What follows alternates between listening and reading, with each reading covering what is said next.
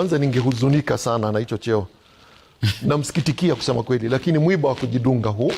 Mwiba wa kujidunga kwa sababu Rashid, nimezungukwa na washauri ambao ni wataalamu. Labda niwe sisikizi ushauri wao. Mshauri wataalamu wa sheria wangemwambia, ili wananchi watulie, ungewaambia ninaurejesha huu mswada bungeni kwa mujibu wa kipengele namba kadhaa. Na ili iwe sasa tumetoka kwenye hii shida, utaratibu wa katiba unasema ni lazima spika wa bunge aitishe kikao maalum, kwa sababu mitandao imeenea kuwa wako recess, wako kwenye likizo hivi sasa. Wananchi wanashangaa ni bunge gani, alafu washaanza kuhesabu siku 14 zinaenda, tunachezewa.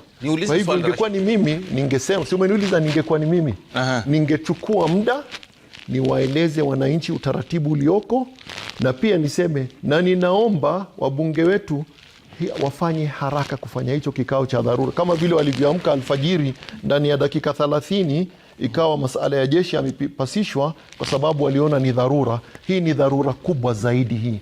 Kwa hivyo kama ningekuwa ni yeye saa hizi, ningeitisha kikao kingine, nimuite wakili kama huyu ama wengine wale wenye kuambia watu ukweli, waambie utaratibu uko hivi na hivi na hivi. Kwa hivyo hiyo ingetuliza, lakini wakati watu hawana information, wanapata hiyo information kupitia kwa mitandao, ndio sababu tunaona kuna matatizo. Rashid, nimuulize swali. Anakwenda kumetoa wakili kidogo, alafu tuje kwa Mata. Nataka kuuliza swali ile, anasema anajaribu kusema hatuna mshauri mkuu attorney general katika nchi, na hiyo barua kwani iliandikwa na rais wa mwanasheria, sio barua lazima iliandikwa na wanasheria. Nafikiri wacha labda nimpe nafasi, lakini alichomaanisha ni kwamba kama kweli tuwashauriana vizuri ingekuwa tumekwepa yale. Hayo ndio anawashauri, lakini je, wanampa ushauri wa sawa? Hilo ndio tatizo. Umeelewa? Anasema kama kweli tupeana ushauri mzuri singekuwa tumefika mahali tulipo. Kwa hivyo anajaribu kusema nini? Mwenye kuandika katika anajaribu kusema, anauliza shida iko wapi? Ni ushauri mbaya ama labda anayeshauriwa atakuchukua? Lakini rais lazima aliandikiwa na wanasheria kama huyu, ama hakuna wanasheria huko? Wengi sana walimu wake ndio washauriwa. Wale waliomsomesha kazi ya uwakili ndio washauriwa. Na wao unauliza maswali mazuri, na natumai jana uliyauliza. Jana natumai unaweza kuyauliza. Lakini tuje kwako ndugu yangu ameweza kusema kwa hawa wabunge bila kuangalia aliyepiga ndio ama aliyepiga la, kama wabunge hawa ambao wanaandamana maeneo tofauti tofauti, hawa ni watu ambao ndio wanawawakilisha wao. Hawa ni watu ambao wanawakilisha wao. Maanake unaona maandamano katika kaunti tofauti tofauti. Wabunge wanaweza kufanya kipi kutuliza hii hali iliyopo? Wana hiyo window sasa hivi ya kutuliza. Maanake ukiangalia sasa hivi ni kwamba wote hawa wana viongozi wao. Kila eneo bunge. Hapo mahali umeuliza Rashid, hapo kusema kweli ndipo tuko kama nchi, na suluhu ya yale mambo yako sahihi ipo hapo kwa wabunge wetu hapo kabisa. Na watakachofanya kuanzia sahihi ama kwenda mbele, hiyo ndio itakayo amua vile hii nchi itaendelea, kama maandamano yatazidi ama kama hayataisha. Sasa ile kitu wabunge wanaweza fanya ama wanatakiwa wafanye, wachukue uhuru wao kutoka kwa executive. Manake uhuru wao ulishaenda, na wakuje na waseme sisi tulipitisha huu mswada, lakini si shida kujirudia. Tumejirudia na tumesikiza wananchi, tumewasikiza, mmesema tuutoe na tumeutoa. Alafu sasa warudi katika article 10 ama kipengee cha 10 cha katiba. Waseme public participation. Tulifanya public participation, tulisikiza haya yote yenye mlisema, lakini hatukuweka. Wakubali ile shida ambayo tuko nayo, na waseme uhuru wetu tumeshauchukua sasa. Sasa tutafanya public participation fresh. Kwa sababu Rashid, dialogue yenye Mheshimiwa Rais alisema, hakuna dialogue yoyote yenye inaweza fanyika kutunga sheria kama iko nje ya article 10 public participation. Na ilifanyika dialogue kubwa yenye ilifanyika, na ndio maana watu wengine wanasheria wengine sisi tukabaki tumejiuliza, ala, kwani sasa dialogue na public participation ni vitu mbili tofauti? Public participation yenye kwa katiba kwani haikufanywa? kwa sababu tumeleta dialogue sasa. Na kina nani wataenda kufanya ile dialogue? Sasa wabunge wanafaa waende kwa katiba. Article 10 ambayo ina principles of governance ikiwemo public participation, waianzishe afresh.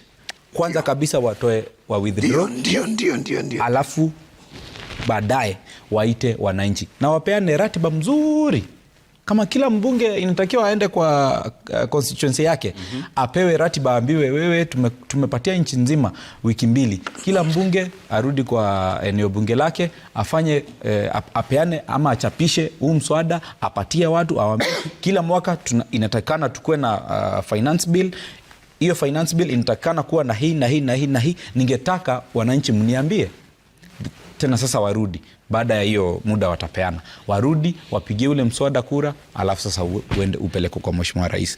Lakini wakati yote inafanyika, ningetaka watu wasisahau kwamba tuna nchi na tuko na jukumu ya kuhakikisha nchi inaendelea. Hivyo basi wafanye uamuzi kama bunge, waseme for the time being tukifanya haya mambo kucorrect mistakes zetu zenye tumeona, Finance Bill 2023 ile tumekuwa tukitumia iendelee. Wakifanya hivyo, kuna kitu inaitwa Appropriations Bill. Inaweza kupitishwa kwa pamoja. Lakini sasa ujue Appropriations Bill inaishanga July 31st. Kwa sababu Appropriations Bill ni ile inakuja inasema budget yetu ilikuwa na hiki na hiki na hiki na hiki, ilifaa tuwekee pesa hii na hii na hii hapa.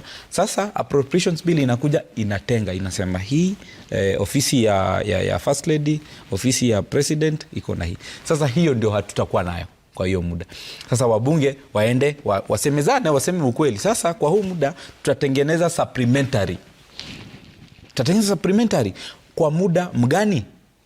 Kwa sababu hatuwezi kaa bila sheria. Kwa muda maybe wanaweza sema miezi 2, wasema miezi 2 tutakuja hapa tukue na hii Appropriations Bill, na kwa huu muda development zitaendelea, kwa sababu mswada huo wa 2023 si ati ni act already, na unaendelea, na ulikuwa umetenga development money, ulikuwa umepea ministries pesa ya kufanya mambo yao, ulikuwa umetenga pesa ya kulipa wafanyikazi wa serikali. Sasa tuendelee na mambo hayo, kwa sababu hata zile austerity measures zenye Mheshimiwa Rais alisema jana, ile ingekuwa muhimu sana.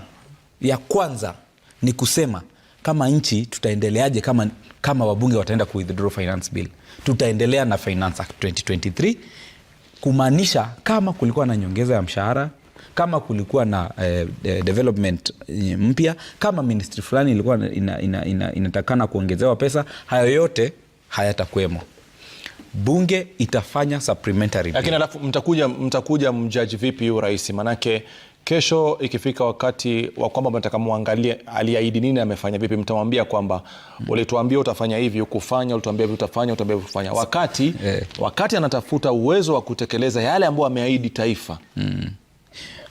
Inatokea haya. Kwa sekunde chache zaidi, Finance Bill ya 2024 ilikuwa inaongeza shilingi bilioni ngapi, Rashid?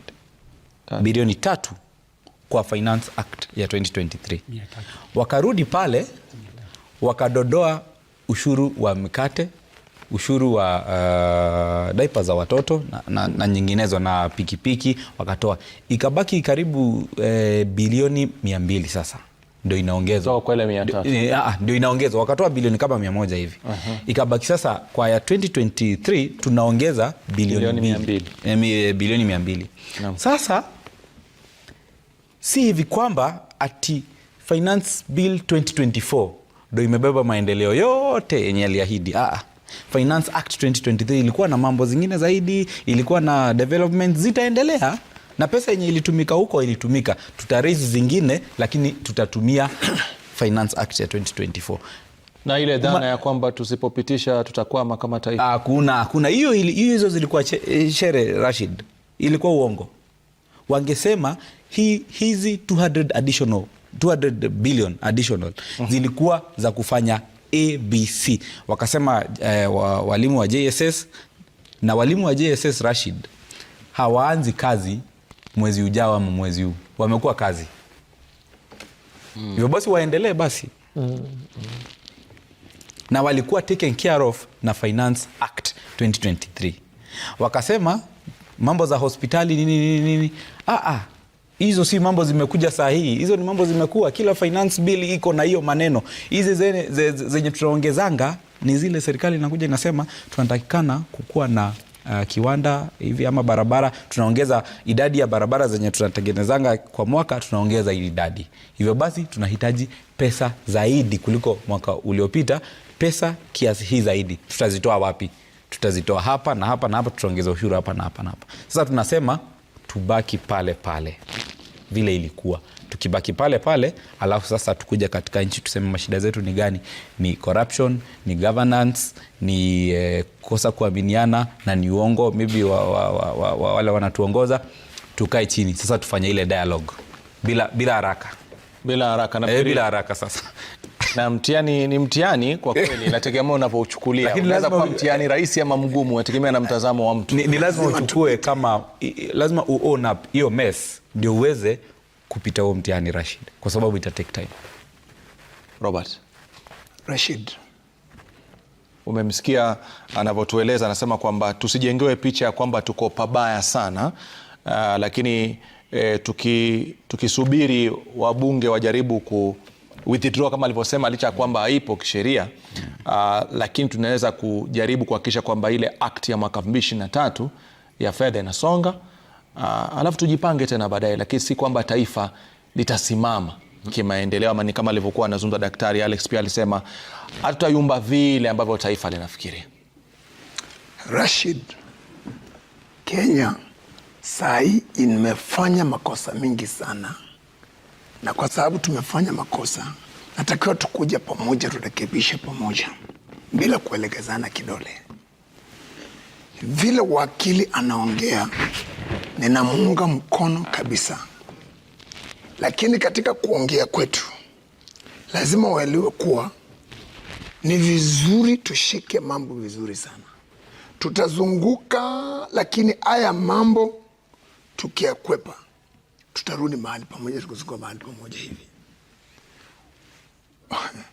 Viongozi wa kisiasa saa hii walio katika serikali, katika aidha amu hii ama hii ya serikali, saa hii mambo tunaongea hapa, yule amepewa jukumu ya kuinterpret the constitution ana uhuru na akona fedha na akona rasilimali ya kusimama na kusema Wakenya hatutakwama, hii ndiyo njia tutachukua. Na kama anaona kuna dosari, ana uhuru wa kikatiba kumzungumzia executive, amwambie, azungumzie speaker of legislature, amwambie hapa tutakwama, tengenezeni sheria hivi tusikwame. Rashid, tutazunguka na tutafichana. Maandiko hapa inasema hivi, uniruhusu ninukuu. Mithali 3:27. Ni dhambi na ni kosa kukataa kutenda wema kama uko na uwezo wa kutenda. Maandiko karudi kasema tena, kwa wana wa Isaka ambao walijua kutafsiri wakati ama nyakati na kutenda lililo sawa. We are calling the president, tumwambie a house divided cannot stand. Aweke nyumba yake in order. Twende kwa legislature, si ndiye head of executive. Twende kwa legislature, tumwambie the speakers wote, hao siasa wa put their house in order, na wajue kuna interest ya wale wanabeba na kuna self interest, wa separate. Tukuje kwa judiciary. Judiciary, your word should be your bond, should be your own. Toka kwa usingizi, interpret the constitution, the three harms. Nataka kusema hivi, I'm trying to avoid kusema Wakenya walio kwa barabara ni vijana. Why? Nimefanya kazi na marais 4. Danieli alifanya na wafalme 4. Huyu niko naye ni 4. social profiling ndio imefanya wananchi walioko barabara saa hii wamesema sisi sio vijana tena, sisi ni wananchi na tunaongea kwa sababu ya Kenya. Let's avoid that. Serikali zote saa hizi tumewapea majukumu direct or indirect. If you want us to move forward, you have the power, you have resources, we trust you, we have given the power. If you don't want Kenyans to exercise their power and authority according to the Constitution, direct, do the right thing. Rashid, wache nimalizie na kusema hivi, na nikiongea na wale ambao wanatusikiza, ni kuwa waelewe na nawakumbusha, nyakati zilizopita kuna wakati Kenya ilikuwa inatawaliwa na serikali. Katiba ya saa hii Kenya itakiwa kutawaliwa na serikali, sio serikali. That time is over. Kuna mambo Rashid nitaongea saa hii na ninaongea mababa zetu wa imani na kanisa, kwa sababu tumelaumiwa, na nilikuwa nafikiria ikitoka pale kwa Reverend daktari itakuja kwangu. Hivi tutasisikia. Wache niongee kama askofu ambaye ninajua mahali kanisa iliposea ikaacha kuwa prophetic voice of God. Prophetic voice means the word prophecy in Hebrew. Mahali John inasema wokovu natoka kwa Wayahudi, inamaanisha God spokesman. Kwa unajua wapi waliteleza? Saa hii nakwambia saa hii. Kwa dakika moja tuendelee kuzungumza. Kuna hoja nzuri umezungumza, kwa sitaki tuipoteze kabla ichangiwe na wenzako. Kuna hoja amesema, labda pengine kabla atuambie mahali gani, utashukuru sana kabla sijampa nafasi ya majibu. Yes. Manake kuna hoja amesema, akasema tusidanganyane kwamba ikiwa serikali itakuwa inazungumza kwa sauti mbili tofauti, hoja nzuri sana, hatuwezi fika mahali popote. True. Wakati wa rais na naibu wa rais watakaa pamoja, ndio, na bunge liweze kutofautisha siasa na utendakazi wa bunge. Yes. Itakuwa tumepiga mahali, na mahakama nayo iwe mstari wa mbele kuhakikisha kwamba hii sheria ambayo inatafsiriwa inaheshimiwa na kutekelezwa kikamilifu. Tutapiga hatua. Yes. Na ikanijia picha jana kwamba rais anaitisha kikao na wanahabari, alafu dakika kadhaa baadaye naibu wa rais anaitisha kikao na wanahabari mangine, lakini jumbe ambazo zinatokea kule na kwa kidogo kama zinakinzana. Kwa hiyo kama ni kufanya kile ambacho anataka tufanye, si tuna mchango gani kuhakikisha kwamba viongozi wetu wanazungumza kwa sauti moja, ambao ni rais na naibu wake, na pia wabunge wanawajibika na kuacha siasa ambazo hazina faida kwa taifa? Rashid, tusiandike kwa mate na wino upo. Hebu tuangalie huu wadhifa wa rais. Tukiangalia katika katiba tunasema yeye ni ishara ya nini? Ishara ya umoja wa taifa. Iko katika katiba, imeandikwa. Tunapozungumzia rais, hatuangalii yule mtu, tunaangalia aliyoko katika wadhifa huo. Hapa yeye, miongoni mwa majukumu ambayo anatarajiwa kuyatekeleza ni kuhakikisha taifa hili ni moja, na hili taifa haliwezi kuwa moja ikiwa hiyo ofisi ambayo ni ishara ama inaonyesha Wakenya kuwa tunafaa kwa kitu kimoja, inaonekana imegawanyika. Tuombeni Mwenyezi Mungu, lakini Qur'ani inatuambia Mwenyezi Mungu habadilishi hali ya watu mpaka wenyewe wafanye bidii kubadilisha. Hakuna njia mbili hapa, ni lazima kupatikane mabadiliko. Wakenya wakitizama hii ofisi kuu waone kuna umoja hapa, sio kila mmoja inakuwa ni mwamba ngozi, mwamba ngoma, kila mmoja uvutia kwake. Naam. Hilo lingine ni hili Rashid, na linakaribiana na hilo ambalo unataka tuchangie. Kuna swali hapa umeuliza na sitaki lipotee. Nasema hamuoni kuwa tusipokubali huu mswada upite, kuna baadhi ya maendeleo yaliyoahidiwa na huyu rais kuwa yatakosekana? Rashid, hapa unaambiwa uchague baina ya mambo mawili. Upande mmoja, mimi sijali kutatokea nini katika nchi, bora tu ahadi nilizotoa nizitimize. Upande mwingine, nchi inachomeka. Utachagua lipi? Ni lipi ambalo utalipa kipaumbele? Kipaumbele ni kuzuia nchi isichomeke. Maendeleo yatapatikana baadaye. Ikiwa nitapata maendeleo lakini nchi imeharibika, hayo maendeleo yana faida gani?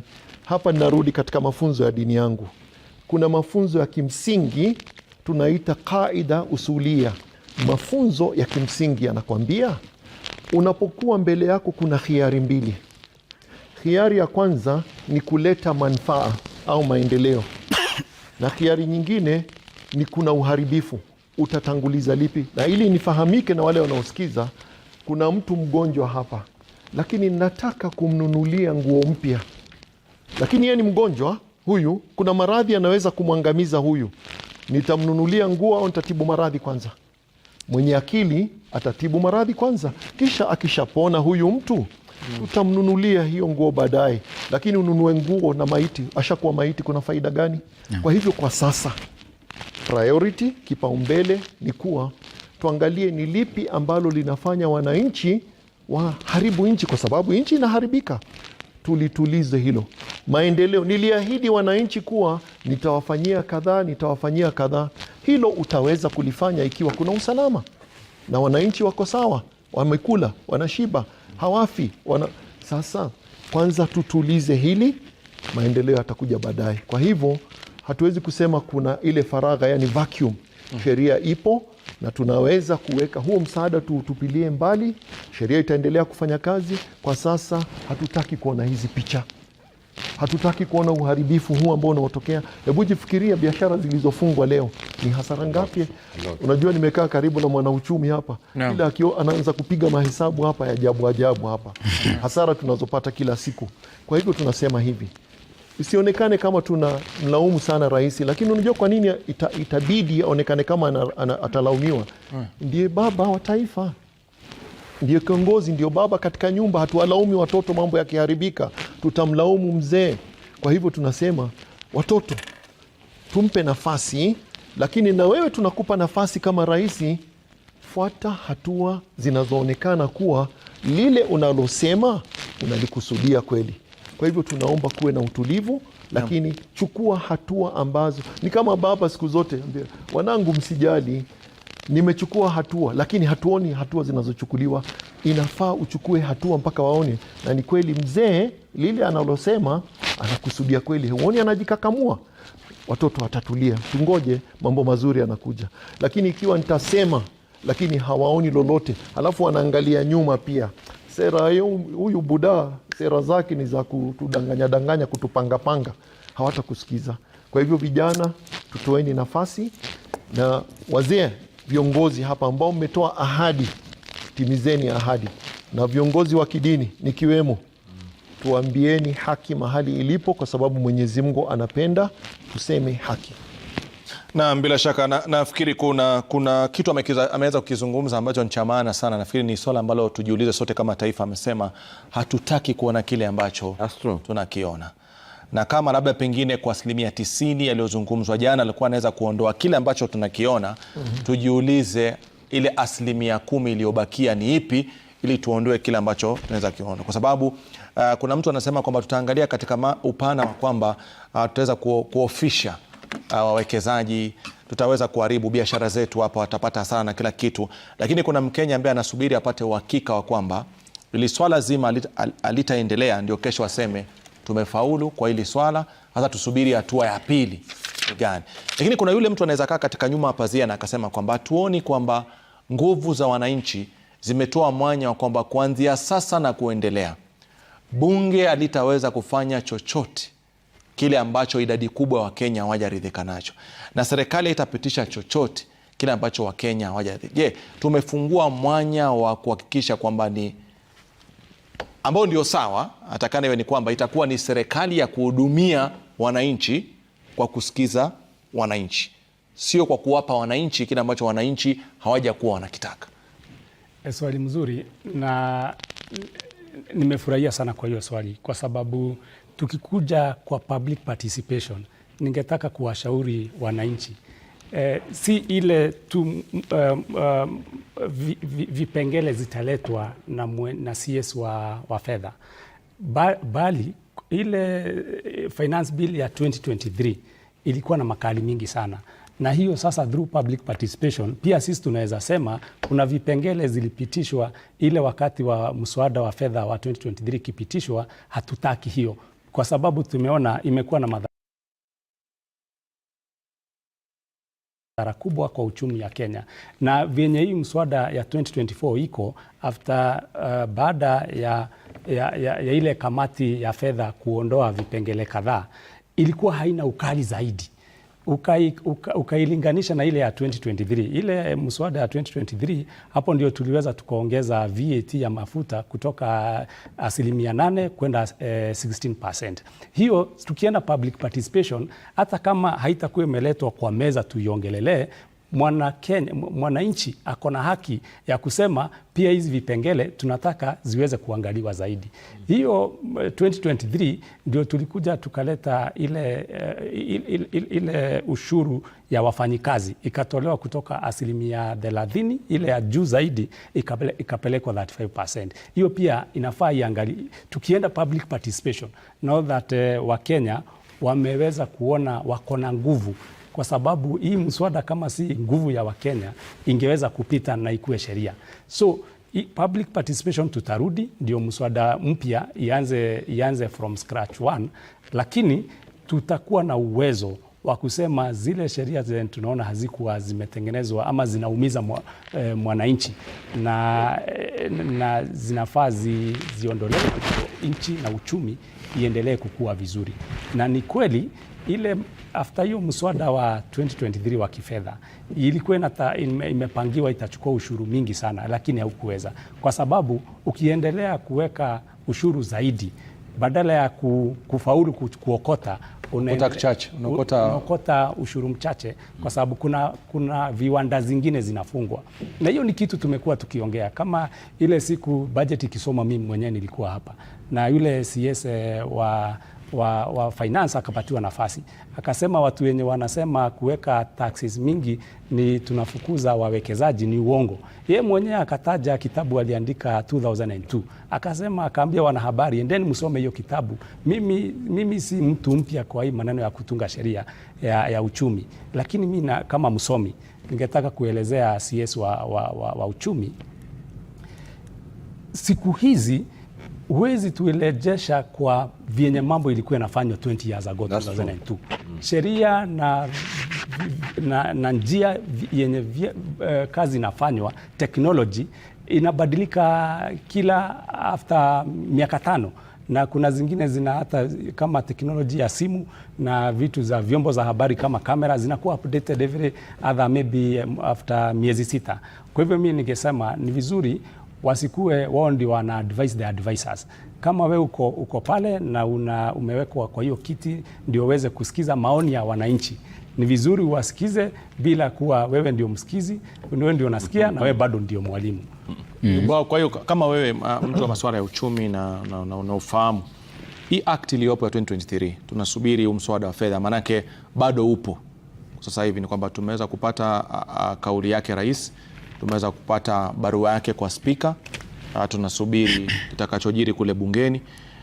Lakini kimaoni yako kule sasa hivi ni kwamba tunaweza songa katika uno mwaka wa kifedha huu mpya na act ya 2023, ama tushikilie tukikaa katika mazungumzo kutengeza kitakachokusaidia? Kwanza sheria inasema, katiba inasema kama mswada umeondolewa bunge, huyo mswada hufai kurudishwa bunge kabla miezi 6 imeisha. Na hii sasa kutakuwa na changamoto kubwa sana, kwa sababu huyu mswada venye rais amesema urudi kwa parliament, na amependekeza vipengele zote ziweze kuwa zinaondolewa. Ni kama hiyo mswada umekuwa withdrawn from the parliament at the end of the day. Hata kama si rais atafanya hivyo, wabunge wakipelekewa na wafuate hiyo sheria ya rais, vipengele zote zifutiliwe mbali, then kutakuwa na hiyo changamoto ya kutengeneza hiyo sheria. Lakini kiuchumi ile changamoto yenye inaweza kuwa ni ile tu ya CS wa fedha ndiye atarudi atengeneze appropriation bill nyingine. Kama alikuwa amesema ni 3.9 trillion, then ataweza kuipunguza kidogo ikuje labda 3.6 trillion. Na hii maneno yote ya kusema that kuna panic, mimi sioni kama kuna hali ya taharuki, kwa sababu hata ile ile bajeti yenye tunatumia saa hii tulianza ikiwa 3.6 trillion na walifanya supplementary 1 wakasema 3.6 trillion matumizi ni kidogo sana, wacha tuisukume iende 3.75 trilioni 3.75. Baadaye wakapitisha supplementary 2. Sasa budget tukija kumaliza mwaka matumizi iko 3.9 trillion. Kwa hivyo kama kuna kitu itafanyika tukiendelea na hii mwaka wa 2024-2025 kutakuwa na hiyo nafasi ya supplementary 1, supplementary 2 ama hata supplementary 3. Na pia ile pesa yenye tulikuwa tumepangia tutaokota, tulikuwa tumeanzia tukisema tutaokota 2.6 trillion kutoka kwa ordinary revenue, haijawezekana. Tumeokota kama 2.2 trillion. Kwa hivyo revenue ushuru imepungua na karibu bilioni 400, na pande ile ingine tumeongeza matumizi na bilioni 300 na bado tunaendelea na tujaona hiyo hali ya taharuki ile ya kusema ni kama nchi inachomeka kwa sababu hii mswada hujapitishwa. Naam, bila shaka daktari anatueleza sana Alex, lakini nitakupa picha mwanzo kuweza kuangalia mambo ambayo yanaendelea hapo. Ni katikati mwa mji wa Nairobi.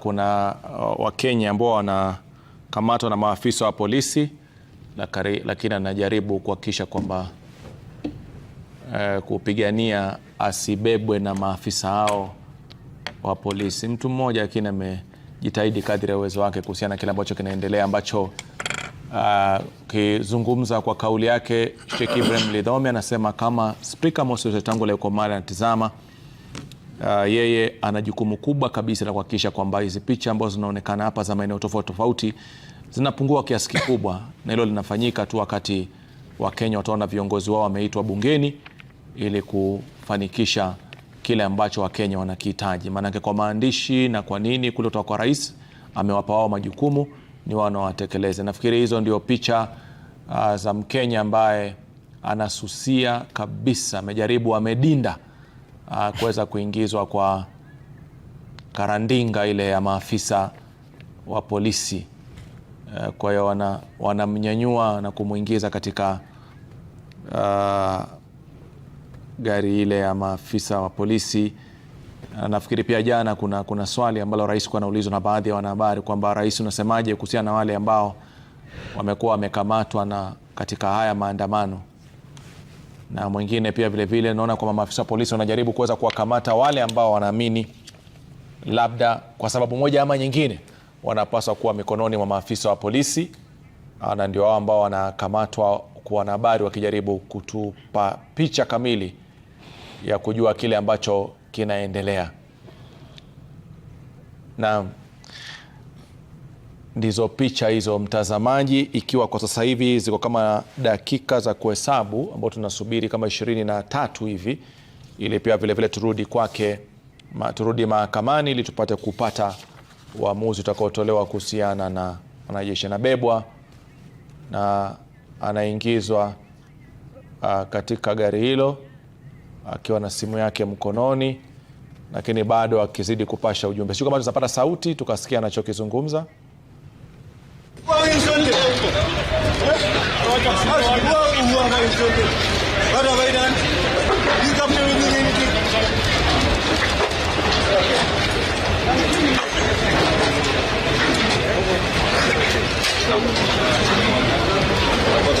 Ndio moja kwa moja ni bwana mmoja ambaye anakamata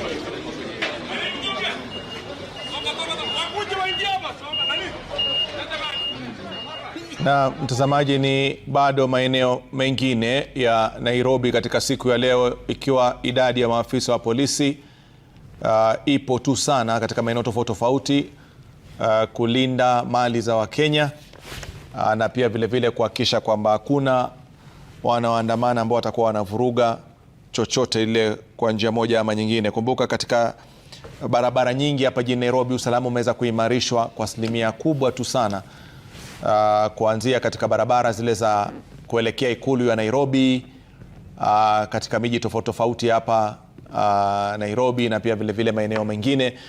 Mapema Nyeri tulizungumza na wanahabari wetu ambapo hali ni shwari, katika maeneo ya Kisii, alikadhalika maeneo ya Nakuru, lakini tumeweza kuona maandamano katika maeneo ya Migori, tukaona maandamano pia vile vile katika maeneo ya Kisumu, tukaona maandamano pia vile vile katika eneo la Mombasa. Naona kwamba waliokamatwa wanaingizwa katika gari lingine tofauti, kutolewa katika gari moja hadi gari jingine, kwa jinsi ambavyo unavyoona ni maafisa wa polisi wakitekeleza majukumu yao ya kikazi kama maafisa wa polisi hapa nchini Kenya. Na kwako wewe kama kwa mwanasheria, kwa hili maana linakuhusu kwa kiasi fulani, umesema kwamba wote wanaokamatwa hata kama watakuwa wanatolewa kwa dhamana, lakini bado kesi zitakuwa zinawaandama. Sio lazima. Inabidi iwe kosa lile ambalo ulikamatiwa nalo. Kwa maanisha kwamba wale wanaokamatwa pale wakifikishwa kule, kila mtu anaandikiwa kosa lake. Kila mtu ataandikiwa kosa. Kama hauna kosa unaachiliwa. Kama jana, na kuna uwezekano mtu akachukuliwa tu akawekwa kwa gari akapelekwa alafu baadaye akaachiliwa tu akamwendeza. Kabisa, inafanyika kila muda kwa muda. Nafikiri umeona shirika letu la LSK liko mpaka na helpline ya kuweza kusaidia wale ambao wanakamatwa na wanapelekwa kwenye police stations. Ukipelekwa pale kwa police station, Rashid, kwanza lazima usajiliwe kitu inaitwa OB. Ukisajiliwa OB, itaandikwa ulikamatiwa wapi, saa ngapi na kwa kosa gani. Sasa hilo kosa, kama ni kosa ama hatia katika sheria, lazima ufikishwe mahakamani ndani ya saa 24. Sasa hapo ndo tulikuwa tunajaribu kuongea na idara zetu za usalama ya kwamba unapokamata waandamanaji ambao wako na hatia, ni vema wajue wote wako na haki katika kipengele cha 49 cha katiba, kwamba ukikamatwa uko na haki ya kuelezwa kwa nini umekamatwa, na tena ukishaandikiwa OB uko na haki ya kuachiliwa kwa dhamana ya askari. Usipoachiliwa kwa dhamana ya askari kwa namna moja ama nyingine, labda kuna sababu ambayo inafanya labda hatia yenye ulifanya ni kubwa kiasi cha kwamba haufai kuachiliwa kwa dhamana.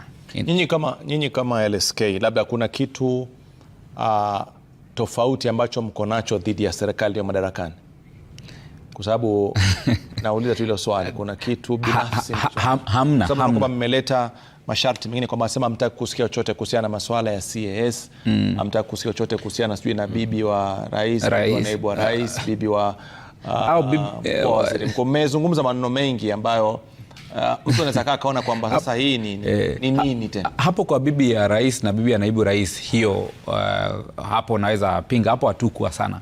Mahali ambapo LSK tuliweza kuuliza serikali maswali na mahali ambapo hatutapatana nao kamwe ni kila ambapo wanakiuka sheria, hasa katiba.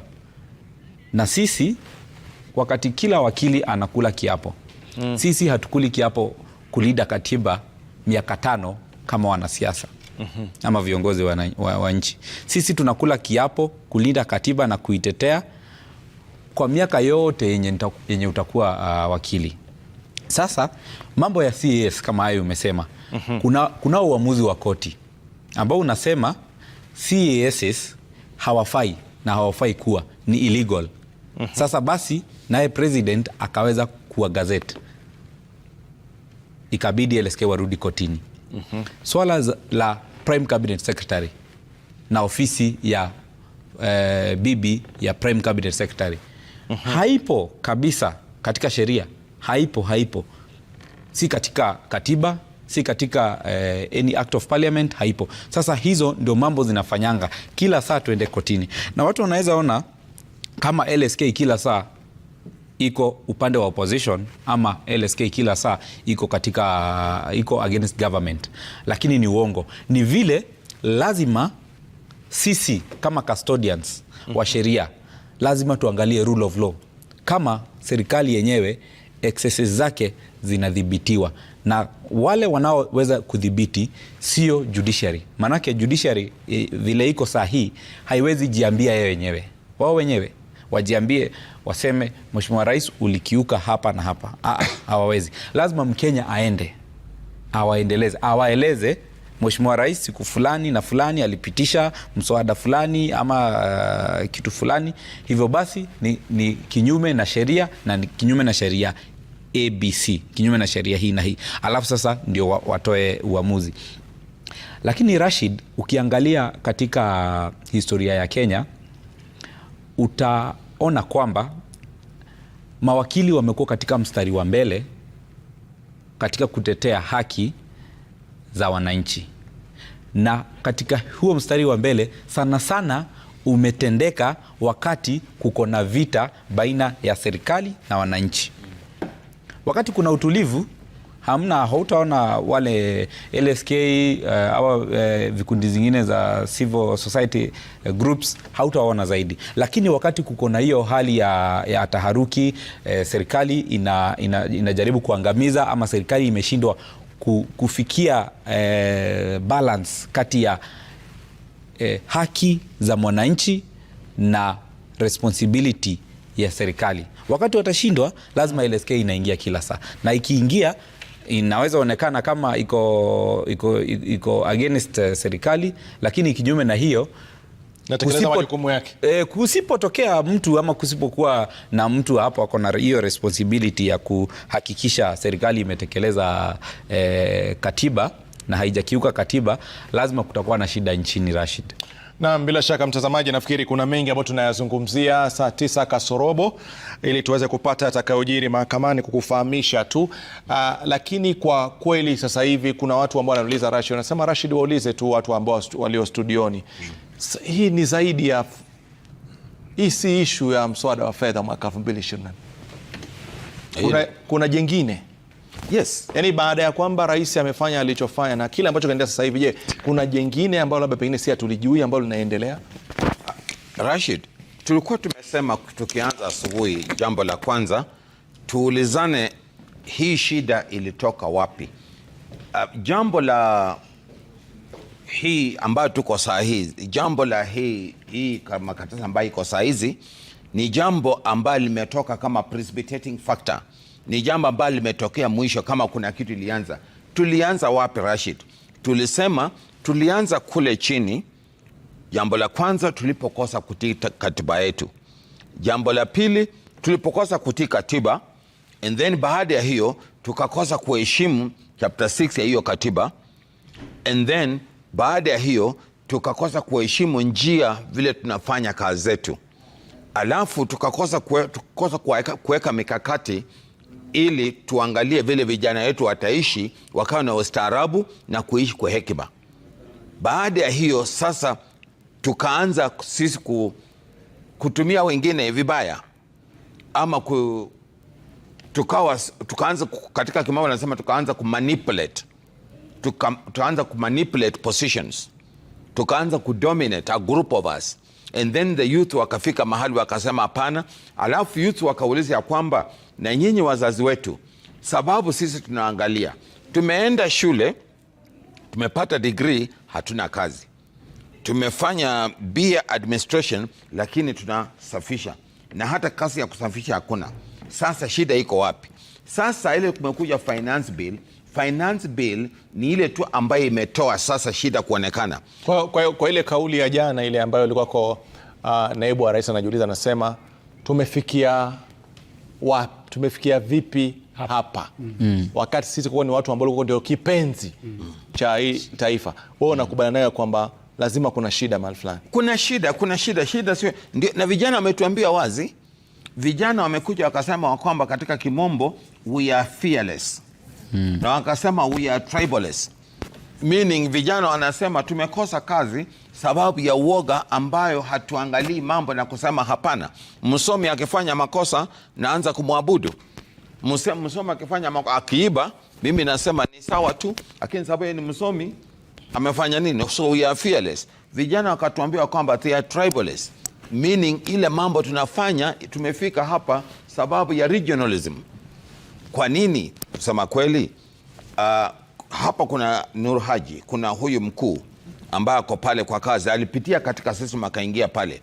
Hapa kuna naibu wa rais ako pale, anaanza kusema kwa nini ile ilikuwa, alafu unasikia kuna watu walifutwa pale. Nini inafanya mchezo hapo? Regionalism. Vijana watu na haja si tujue kinachoendelea. Hatungejua, lakini sababu sasa ni kidonda ambayo imefunikwa. Sasa ile kitu inaguza kidogo, unaona kidonda inachifunua. Sasa shida ni nini?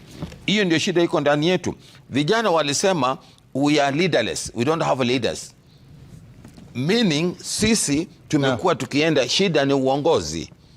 Uongozi ambao imekuwako, tumekuwa na uongozi duni katika viwango tofauti. Tumekuwa na viongozi ambao nakuja na viongozi, sababu mimi jina langu ni pamoja na lake. Jina langu la kwanza ni kama yake. Mimi nakuja kufanya kazi sababu, sio sababu nimekuwa qualified, sio sababu nastahili kuwa pale. Vijana wanasema hapana, lakini mimi nashukuru Mungu sababu jana rais alisema solution. Ndio nilikuwa nataka kumalizia hapo. Rais alisema solution, na huyu alikuwa anatafuta solution. Msomi hapa alikuwa anatafuta solution.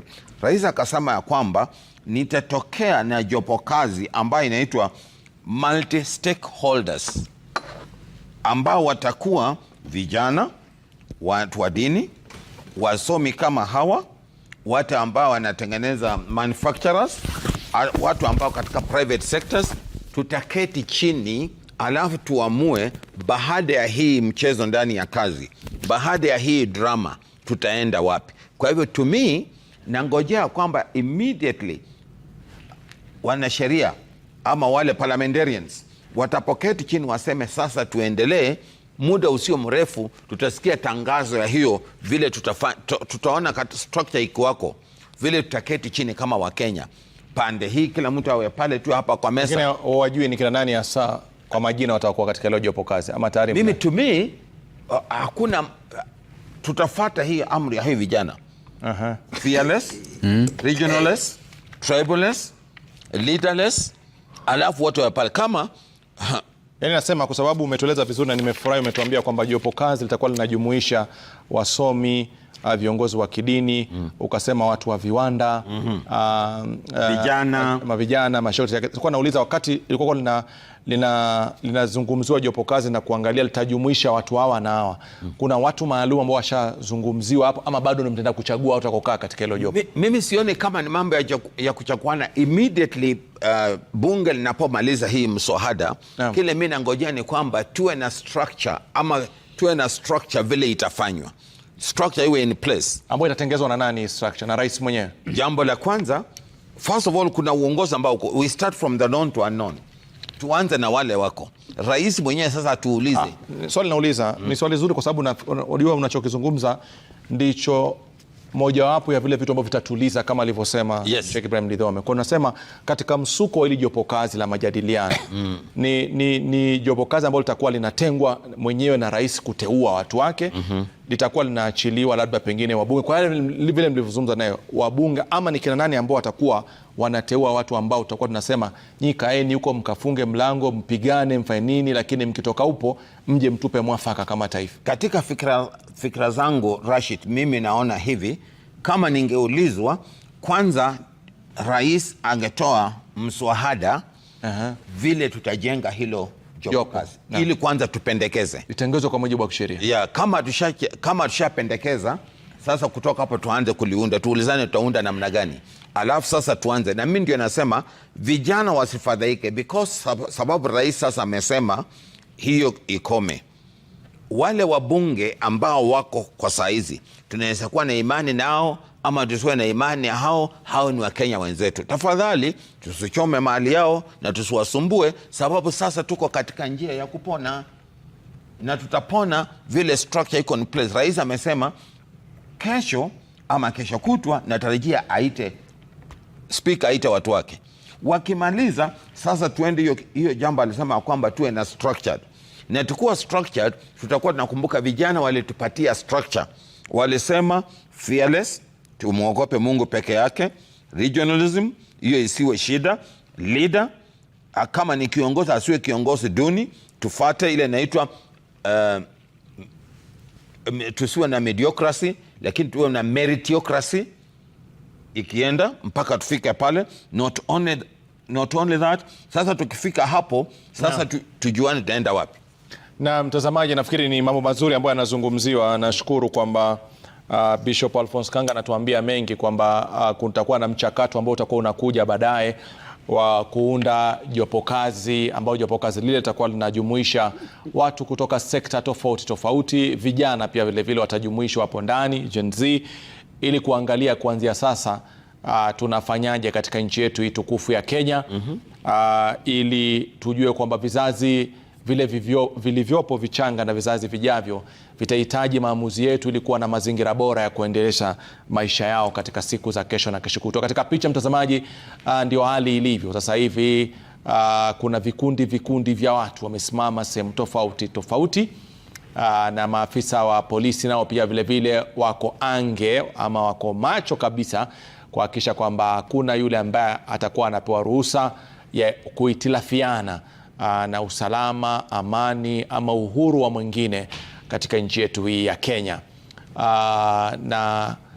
Kwa hakika kabisa viongozi ambao wako hapa kuyazungumza.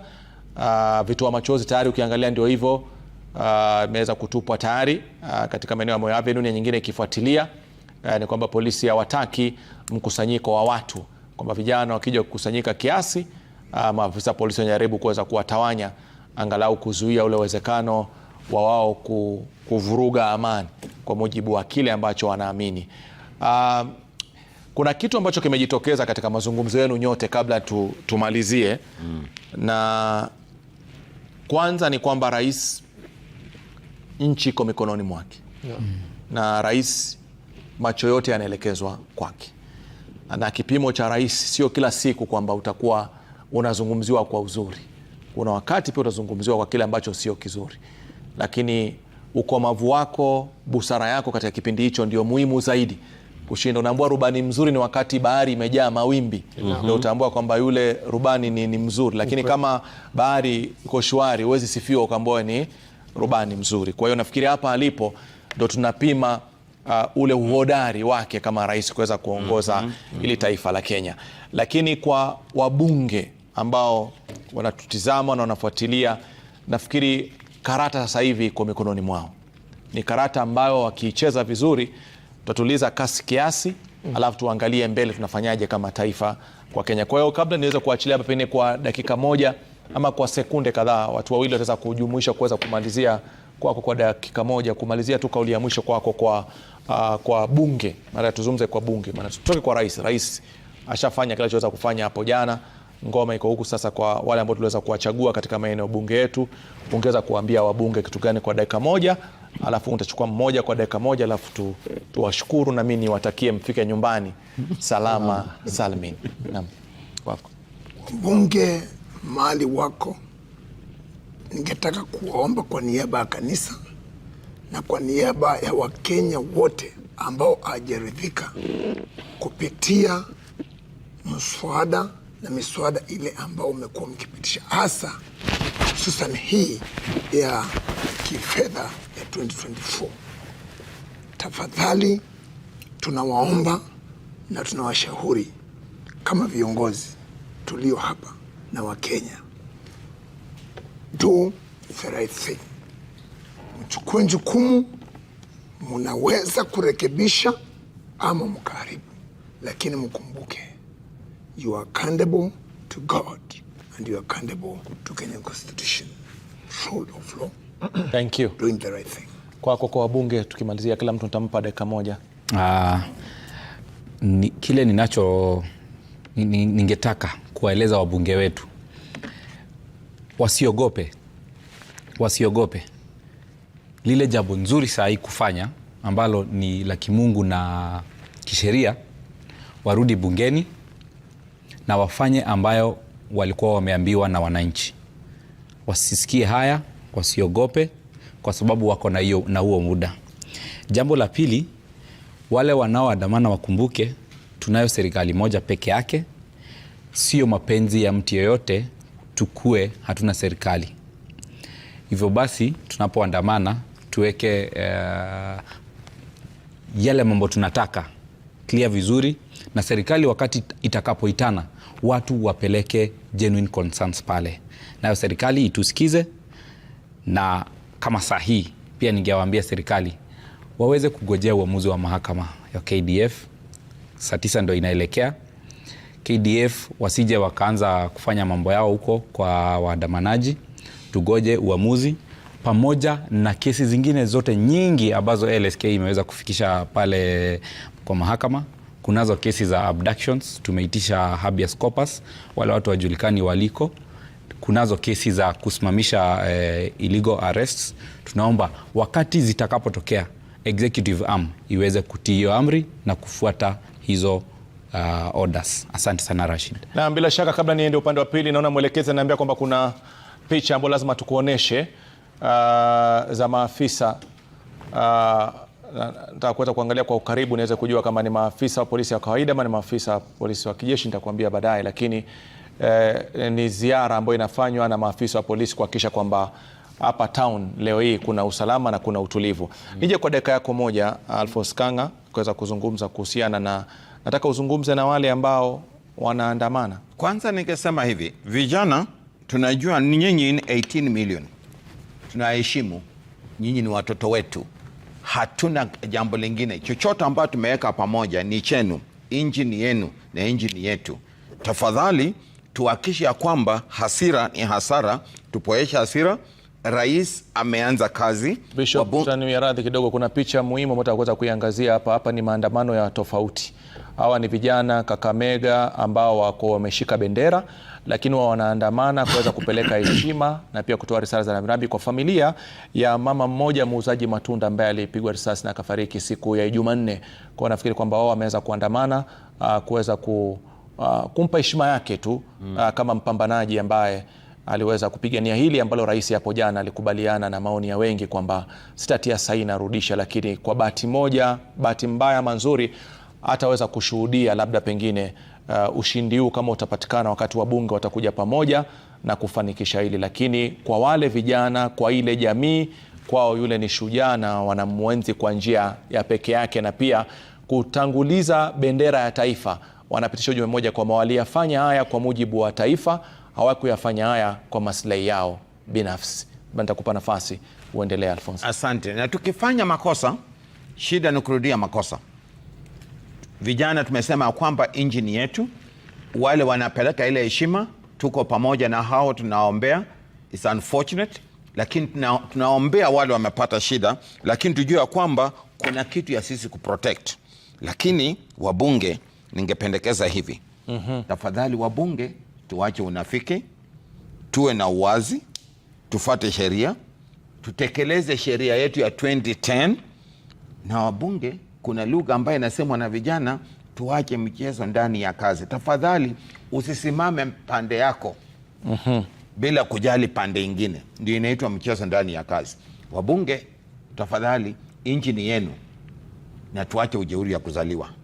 Mungu alisaidia sana. Asante sana. Na kwa daktari tofauti, nataka utuzungumze kauli yako moja kwa dakika moja kwa halmashauri ya kukusanya ushuru hapa nchini Kenya. Unaweza kuambia nini?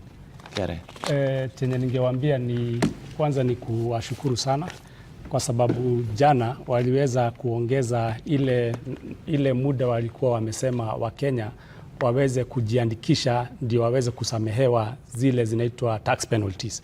Ilikuwa hiyo ni mswada ama ni pendekezo lilianzishwa 1 July 2023. Hiyo pendekezo ilikuwa, hiyo dirisha ilikuwa ifungwe by tarehe 30 hii mwezi, lakini jana wametangaza wakasema kama kuna mlipa ushuru mwenye hakuwa ameweza kupata hiyo nafasi ya kuweza kujiandikisha ndio asamehewe zile penalty zote zimeongezeka kwake, ataweza kupatiwa muda mpaka March next year. Kuongelelea kijumla kwa serikali, mimi ningesema serikali ikuwe na utaratibu ile wakati wanapatiana matumaini ama ahadi, wasikuwe unreasonable. Kama hii serikali yenye iko saa hii iliweza kukandamiza hiyo serikali nyingine sana kwa sababu hiyo wakati kulikuwa na maneno ya COVID, hiyo wakati kulikuwa na ile vita ya Russia na Ukraine, na ikakuwa hiyo serikali ilikuwa economy ilikuwa imeanza kudidimia, but hao wakiingia kwa uongozi hawakutaka kutambua hivyo. walisema makosa si yenye inafanyika huko nje ya COVID, makosa ni wenye wako kwa uongozi. Na wakaweza kupatia Wakenya matumaini kubwa sana, na sasa hivi wenye tunaandamana kwa barabara ni kwa sababu hiyo ahadi hazijaweza kufikishwa. Na mtazamaji, picha hizo tuko nafikiri Nairobi, kama ushatembea maeneo ya Ngara kama sikosei, pale ambapo tunaona kwamba palikuwa na moshi moto, lakini tutarudi baadaye kuja kuangalia, fikiri kwamba ni maeneo ya Ngara pale ambapo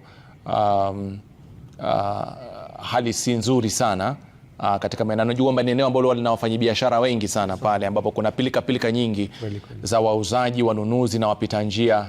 Kwa hiyo nafikiri tutarudi baadaye tuangalie, wanahabari wetu tutaambia ni nini kile ambacho kinaendelea. Kwa wale ambao naona katika picha hapo mtazamaji, hao ni combat ambazo ni za wanajeshi, la hasha, hao ni vikosi mbalimbali tu ambao ni polisi wa kupambana na ghasia, wala hakuna mwanajeshi ambaye ako hapo akiwa amesimama kushika doria kwa sasa. Hao ni polisi wale wa kupambana na ghasia ambao ndio ambao wanashika doria katika maeneo tofauti.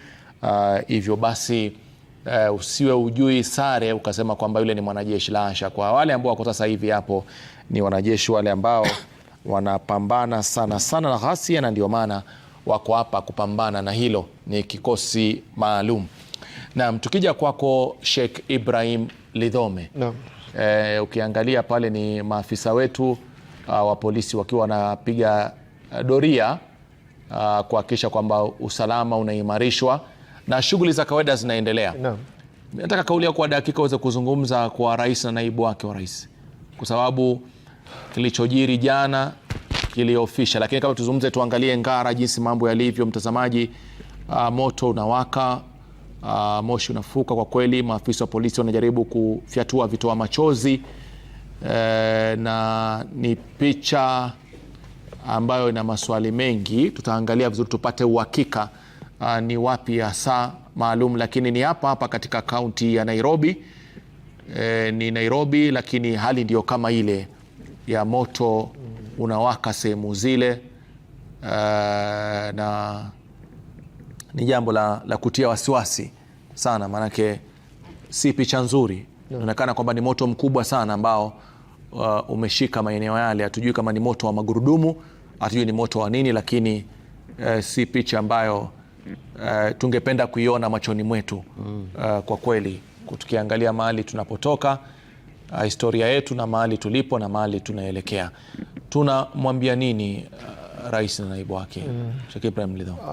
Tungependa kumwambia hivi, yeye ni Mkenya mwenzetu, na yeye ni Mkenya sio kwa bahati mbaya, ni kwa mapenzi ya Mwenyezi Mungu, na aogope sana asiingie katika kumbukumbu za historia kuwa wakati alipokuwa kiongozi ndio nchi iliharibika. Nafikiri itakuwa ni historia mbaya sana itakayosomwa na watoto wake, wajukuu na vitukuu katika historia ya Kenya, kuwa wakati wa utawala wa rais fulani na makamu wake nchi iliharibika.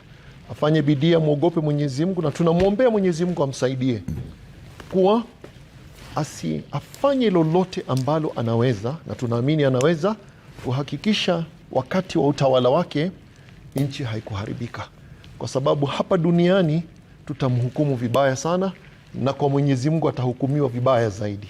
Huo ndio wasia wangu, na tunamwombea Mwenyezi Mungu. Na bila shaka maneno mazito sana kutoka kwa Sheikh Ibrahim Lidhome kwamba usipojipanga vizuri na hapa utahukumika, na mbele pia uende ukahukumika, lakini jipange na peke yako hautawezekana, lakini asasi ambazo zinakuzunguka zikishirikiana kufanya kazi kikamilifu na kuweka utaifa mbele, tutafaulu kama taifa mtazamaji. Na kuna ile hoja nyingine ambayo ungependa kuizungumzia tu, ambayo imeonekana kwamba kuna ile imeanza watu kuotesheana vidole vya lawama. Nafikiri kwa sasa hivi sio muda wa kuotesheana vidole vya lawama vya kwamba labda yule. Sasa hivi ni kuweza kuituliza hii hali na kufanya kwamba taifa lina amani na kufanya kwamba tuko kama watu wamoja, alafu baadaye kama kuna hizo lawama tutazizungumzia tukiwa na ithibati na ushahidi kwamba kweli huyu alihusika, huyu hakuhusika. Kwa hivi sasa nyanya yangu ambaye yako kule maeneo ya waki wanatizama, na babu yake mwingine akiwa kule maeneo ya Mandera, wao wanachohitaji ni amani na utulivu, na wanachohitaji zaidi ni serikali ambayo itakuwa inatoa huduma kwa kila Mkenya bila kujali anatokea wapi, bila kujali kwamba aliunga ama kuunga mkono sijui serikali. Hayo ndio masuala ambayo yanatakikana. Kwa hiyo nafikiri ni jukumu kubwa sana la viongozi wanapokuwa wanarudi katika majukumu yao, kujua kwamba hii nyakati ama wakati huu sio walalama. Wakati huu ni wa kuweza kuileta taifa pamoja na pia kujifunza kutokana na kile ambacho kimefanyika. Tuangalie mbona tumefikia hapa. Kuna haja gani ya watu kusema na kusemezana? Wanasema kwamba tunakubaliana kwa kutokubaliana. Hiyo ndio sera nzuri kabisa ya uongozi. Lakini kama wataka lazima ukubaliwa kila chako, inakuwa shida. Na wananchi pia nao wajaribu kuweza kutoa nafasi kwa majadiliano na maongezi ili tusonge mbele zaidi. Manake kumbukeni, kuna Kenya baada ya mimi na wewe kuwepo duniani, na kutakuwa na Kenya baada ya wengine watakao kuja hapa duniani. Naitwa Rashid Abdalla, niweke mahali pema moyoni.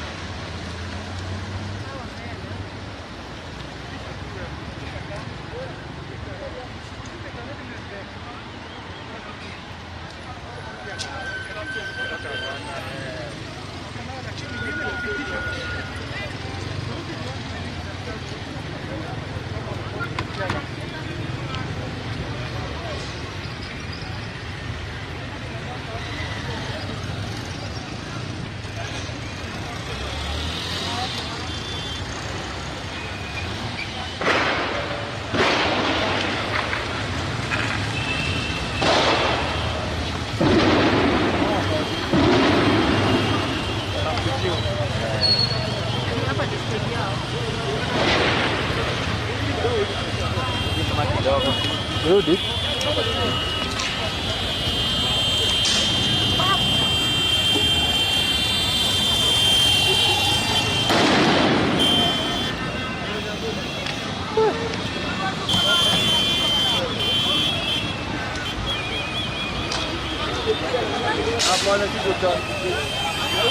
Apa pemakaran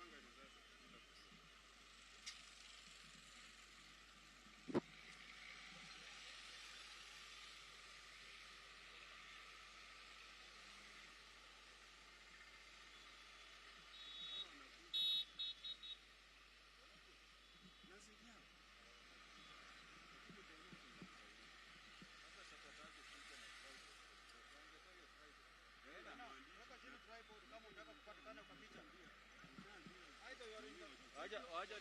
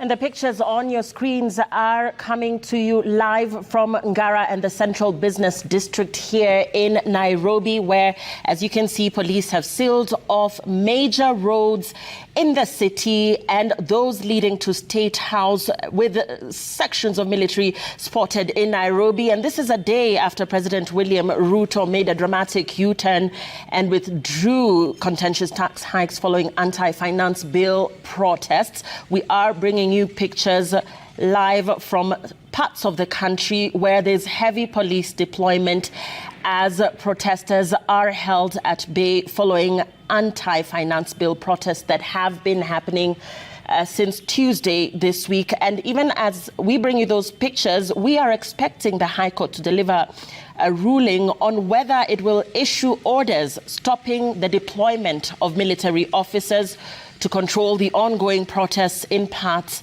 of the country. This is after Defense CS Eden Duale announced the deployment of the military following the anti-finance bill protests. And according to Duale, the deployment was in response to the security emergency caused by the violent protests in various parts of the country. We are awaiting that High Court ruling on whether or not there will in fact be a deployment. And this, of course, triggering mixed reactions from sections of the country. The LSK, in its court papers, arguing that no emergency, unrest or instability has been officially declared to warrant the deployment of the military. With me is Gunjo Mathenge. He is a constitutional lawyer. This court ruling was to happen at 3 p.m. Wakili. As of now, we have not heard from the court. Yes, and we do not know what the way forward is. Yes. But just going back to the LSK and what it means by, saying that the Gazette notice should have been given 24 hours earlier. And looking at Parliament's approval and the 24-hour deadline. Let's talk into that and what weight that holds. Yes, Lillian, when all this happened, first, the reason why LSK is in court is twofold. There is a procedural challenge and there is also a substantive challenge into the deployment of the KDF into the streets within the borders.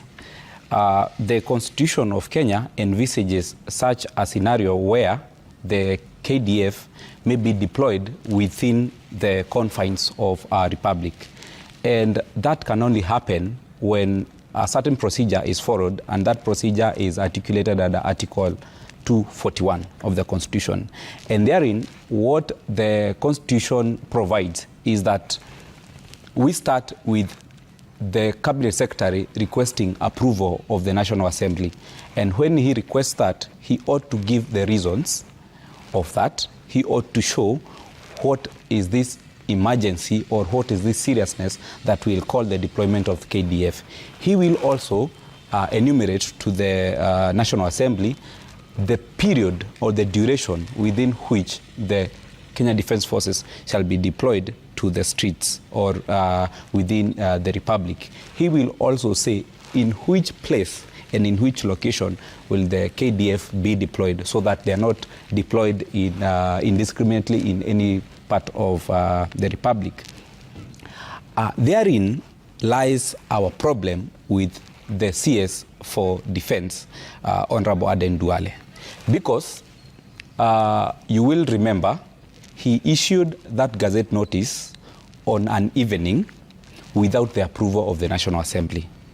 The following morning, very early, the National Assembly convened, and within 30 minutes, they had discussed that request and approved, whereas the Gazette notice, had been gazetted a day earlier.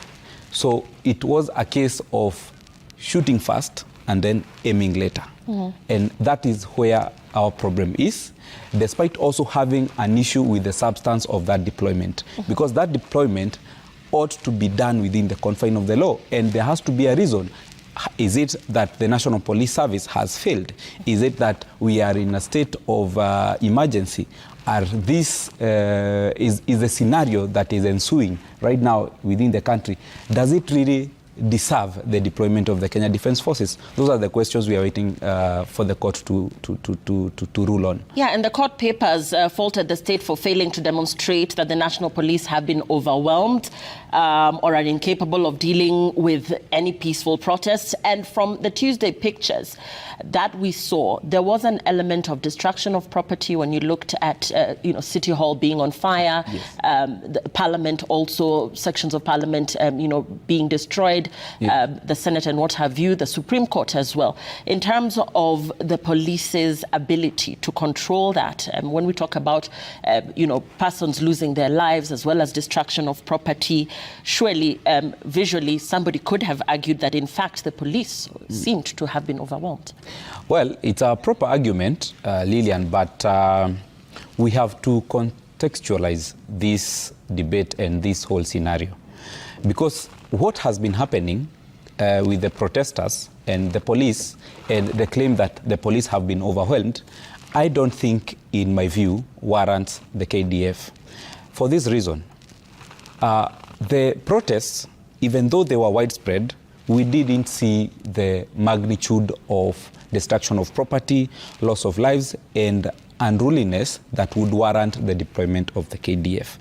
The reason is, unless the government is telling us that they have lost faith in the National Police Service and they are incapable, we shouldn't deploy the KDF. For the simple reason that the Kenya Defence Forces are not trained to deal with civilians.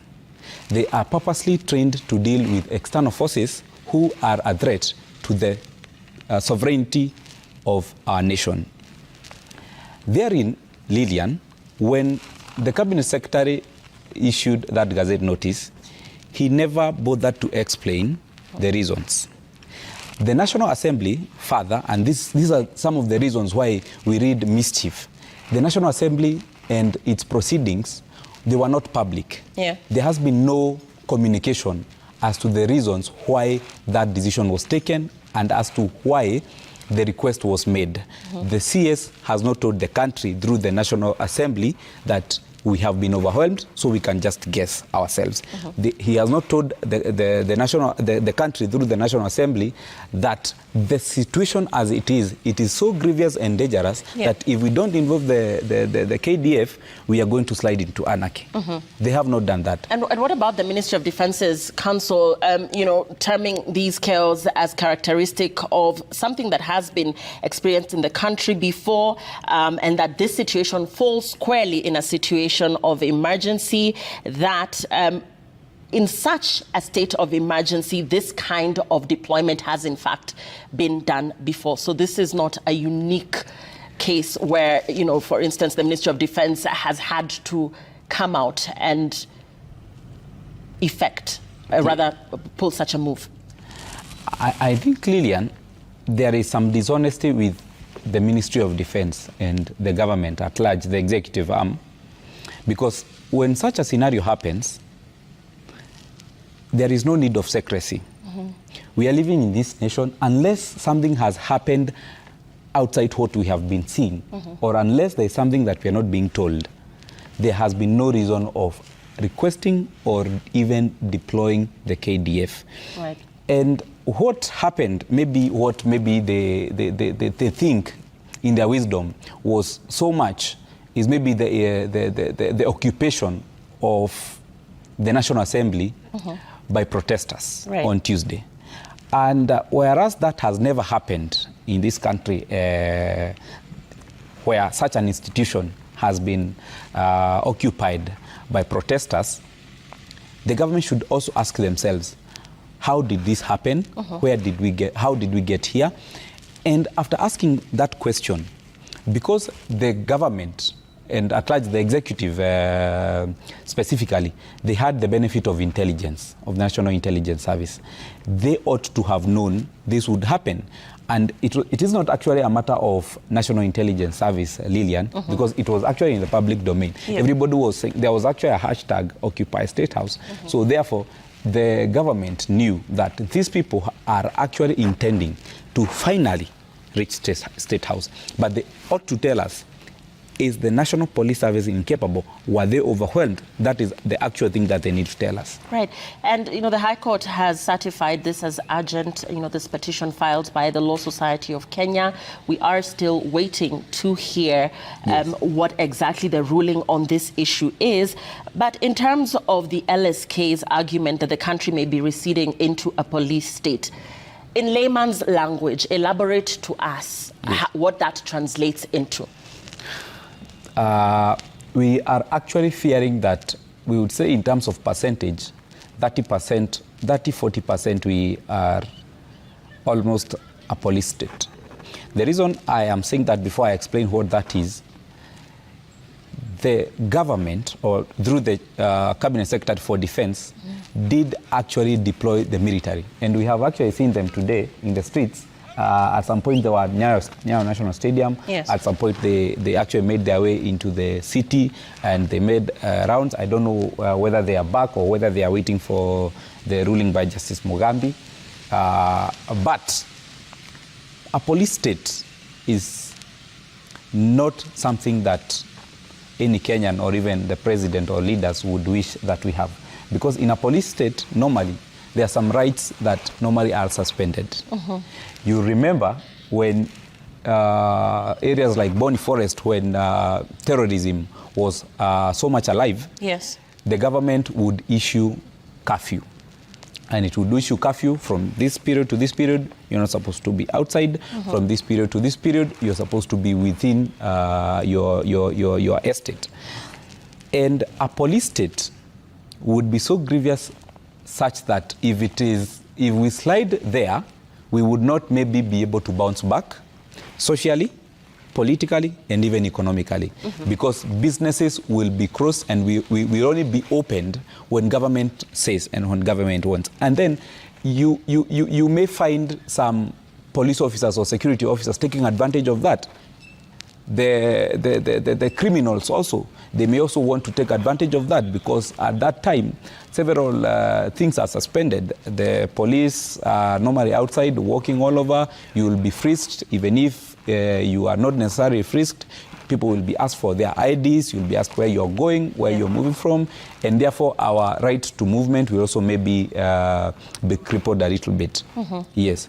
Now, it's generally acknowledged that the military are not professionally trained in dealing with internal security matters which involve civilians. And what we're seeing is that even as they do their rounds, there's a general sense that there's a heavy military presence. Yes.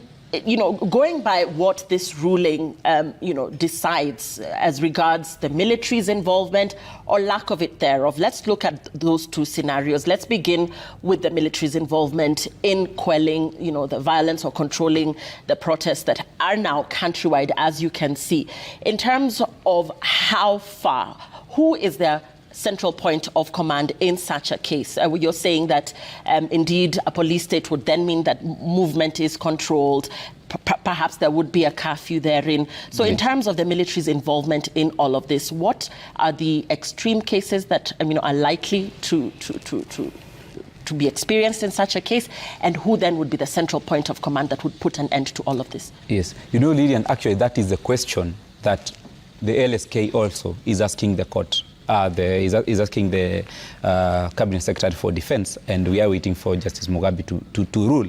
Because, as I have said, when the Cabinet Secretary is requesting for approval of deployment of the KDF, it is normally not just for the sake of it. It is normally something that is thought through. The National Security Council, I believe, have to sit and they have to see this area at this time and for this period of time has to be deployed with Kenya Defense Forces. Now, we are in a quagmire, and we actually don't know when the Kenya Defense Forces personnel land into our streets and they fight the National Police Service personnel, who is going to lead the other. I mean, the National Police Service might want to say, we have been leading this, we are on this, and therefore we know what we are doing. Secondly, the Kenya Defense Forces might come and say, we are the big brothers, we are going to do this, we have come to reinforce, you guys have actually been unable. And therefore, you will remember a while back when we had a situation at Westgate, yes, when the Kenya Defence Forces were deployed there, and there was actually a problem with the then leadership of the police service and the KDF, because, and actually people have later on argued that there might have been some mishaps that made that scenario worse for lack of leadership. And therefore, the failures that are being created by the Cabinet Secretary for Defense might actually be felt harder when the defense forces get into the streets, because they cannot get into the streets without a structure. And if they get out without a structure, be sure that the situation will be more messed up than they have found it, because first they will have a commotion or a mishap within themselves, whereas they are supposed to be on the streets together to safeguard life and protect property. All right, and we're looking at pictures from different parts of the country as anti-finance bill protests continue. You will remember that as of yesterday, President William Ruto declined to sign the Finance Bill 2024 and also proposed a raft of amendments to the bill, which MPs will now have to consider. And in returning the bill, the president will point out key areas that need to be altered. And we're looking at what the president said in a televised address from State House, Nairobi, yesterday, where he said he had listened to the views of Kenyans. The president pointed out that he would go by the wishes of the people. But even after that, we still continue to see protests underway in parts of the country. We're getting pictures to you from Migori, Makueni, Mombasa, and even here in Nairobi County, where sections of roads in the city have been barricaded, heavy security presence in major roads as protesters continue to demonstrate in parts of the country, albeit peacefully. We are seeing heavy security presence, roads barricaded, motorists being turned around as they try to access different parts of the city. Businesses closed in most parts of the central business district, as well as other parts of the country. And you're seeing there several arrests have been made as well, partly of protesters, as well as persons that may be engaging in, some criminal activities. There are people who have protested over their businesses being looted into, destruction of property as well. And so police are at bay there as they try to control movement within parts of the CBD. We also know that the High Court was supposed to be making a ruling at 3 p.m. That is exactly 45 minutes ago.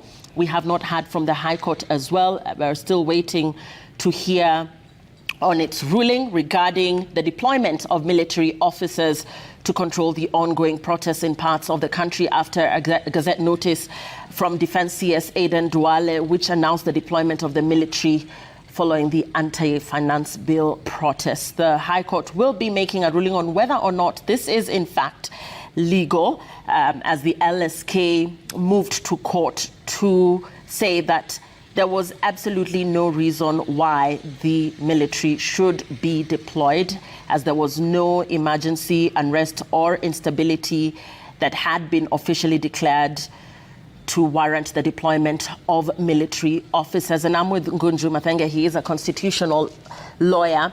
As we look into the legality of military presence to help police control the ongoing protests that have been experienced. Now, in terms of these protests, Ngunju, we do know of previous protests that have happened, following the election of the current government or its being in power.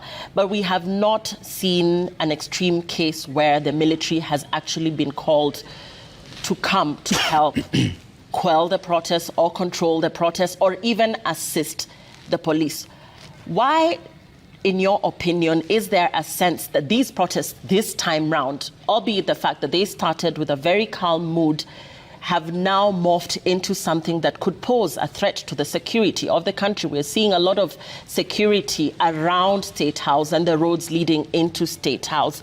We know of hashtags that implied that there would actually be an attempt to march into State House. So why this time? Why the sense that this time there is an actual threat that would then need the military to be deployed or involved? First, Lillian, I think the problem we are experiencing right now and the scenario that we are experiencing right now has never been experienced in this country. No protest or demonstration has ever reached to the extent of touching institutions. You remember City Hall was set ablaze, a part of it, the National Assembly the same, and also the office of the Chief Justice was also set ablaze, or a part of it. But in my own opinion, why I think that the security officers and the security think that this is grievous or it's something to be taken serious, the people protesting are very unique, Lillian. The people protesting have said, and it can actually be seen, they are leaderless. The people protesting, as they are saying, they have no party, they have no group, they have no, a central source of command. They have no central place where they report. They have no a single mode of communication. And therefore, the security apparatus of the country are unable to deal with them because they cannot hold any single person who was on the streets accountable. You cannot say that this is an opposition-led demonstration, this is a so-and-so or a civil rights-led demonstration, and therefore you go and question or pick up a few civil rights activists or groups. But it is actually very dangerous, and I think the security apparatus understand the magnitude. Right. Yes. Now, and you know, the bone of contention here is the finance bill. Yes. Now, the president declined to sign it. And the question now is what happens? For as long as this now hangs in the air, we are seeing sections continue to say that we do not know where we lie with all of this. So, you know, walk us through what happens. Clause 6 of the Constitution states that if the president refuses to sign the bill and fails to return it to Parliament within 14 days, the bill will be considered law. We know that he has failed to sign it, but has returned it to Parliament. Parliament is on recess. Yes. What are the scenarios we're looking at going forward? So first, Lillian, you allow me to refer you and the country to Article 115.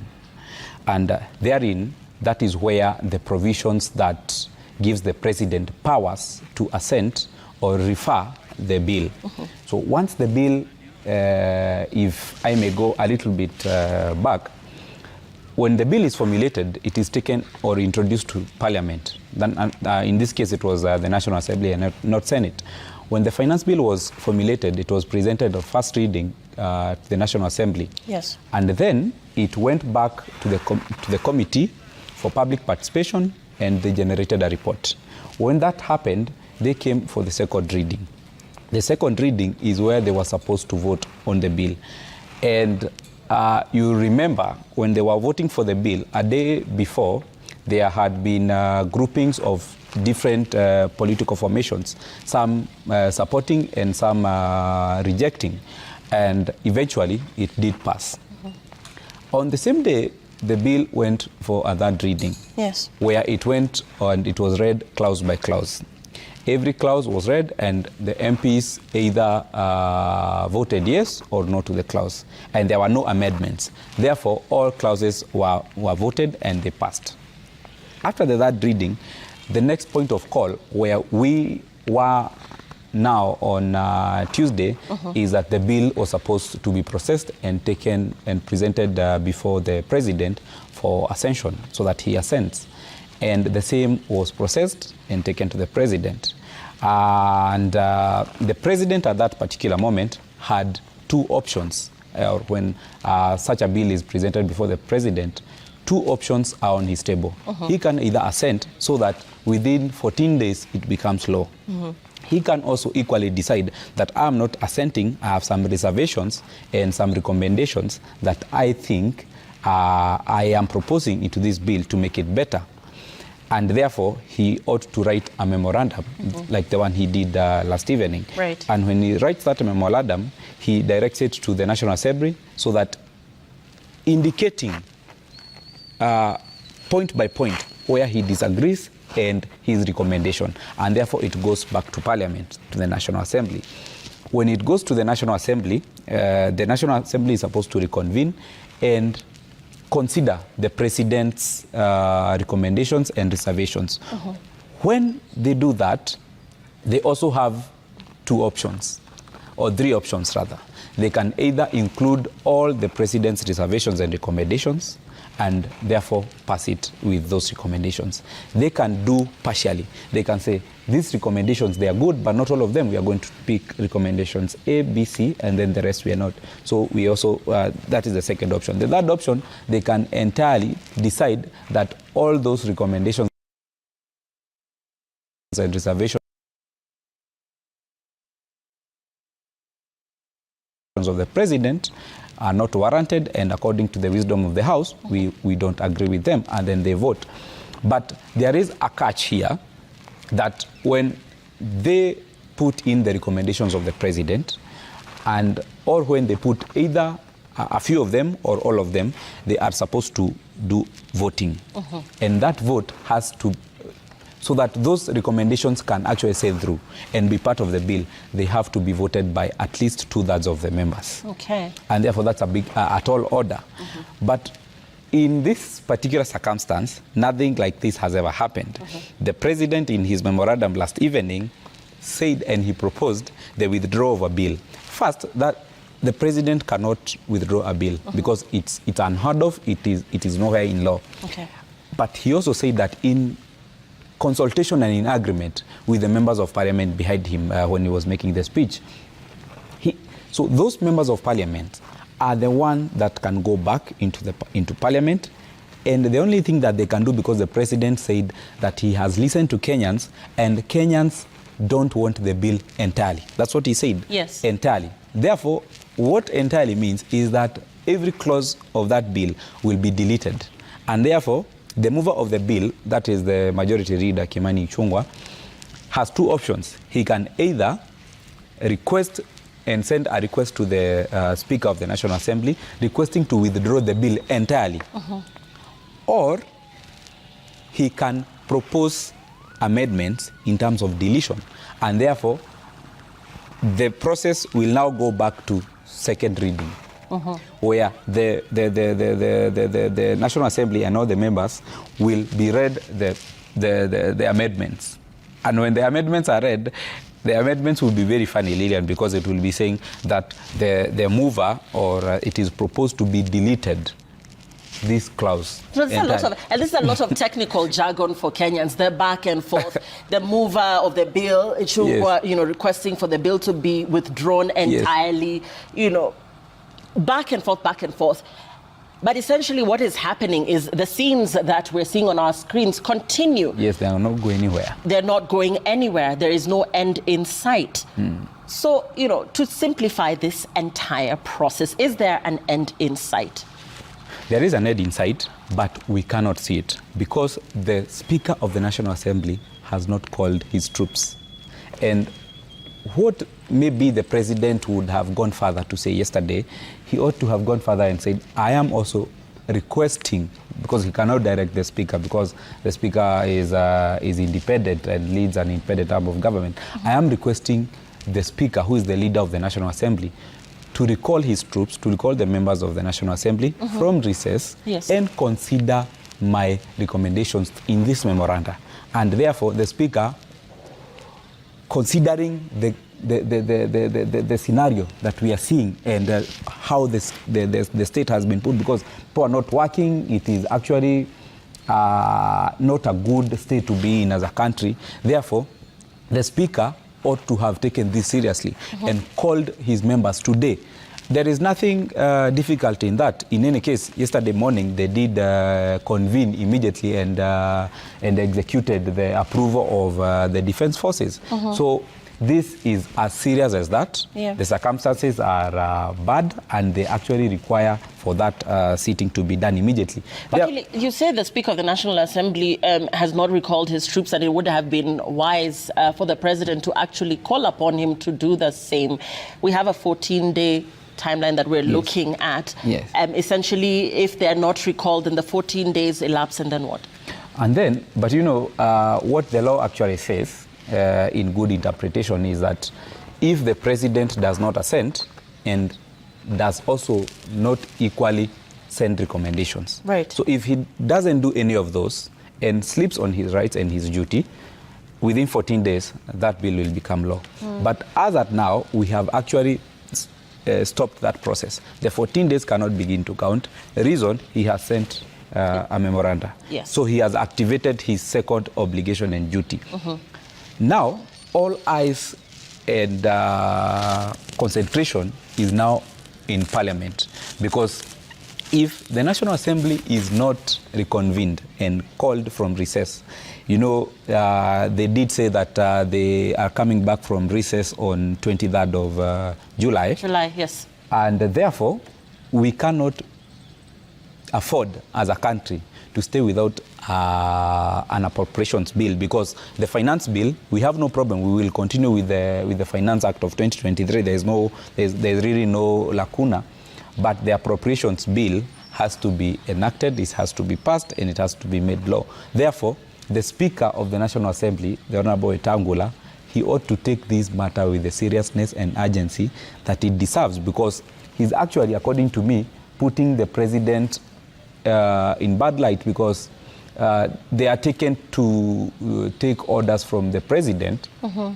And we would all have thought or assumed that immediately the President did that, the National Assembly being largely Kenya Kwanza, led by the President, they would move on and reconvene immediately, so that they make sure what the President has actually said happens on the ground. And they also make sure that the government that they are in and in which they form part of the majority does not fail.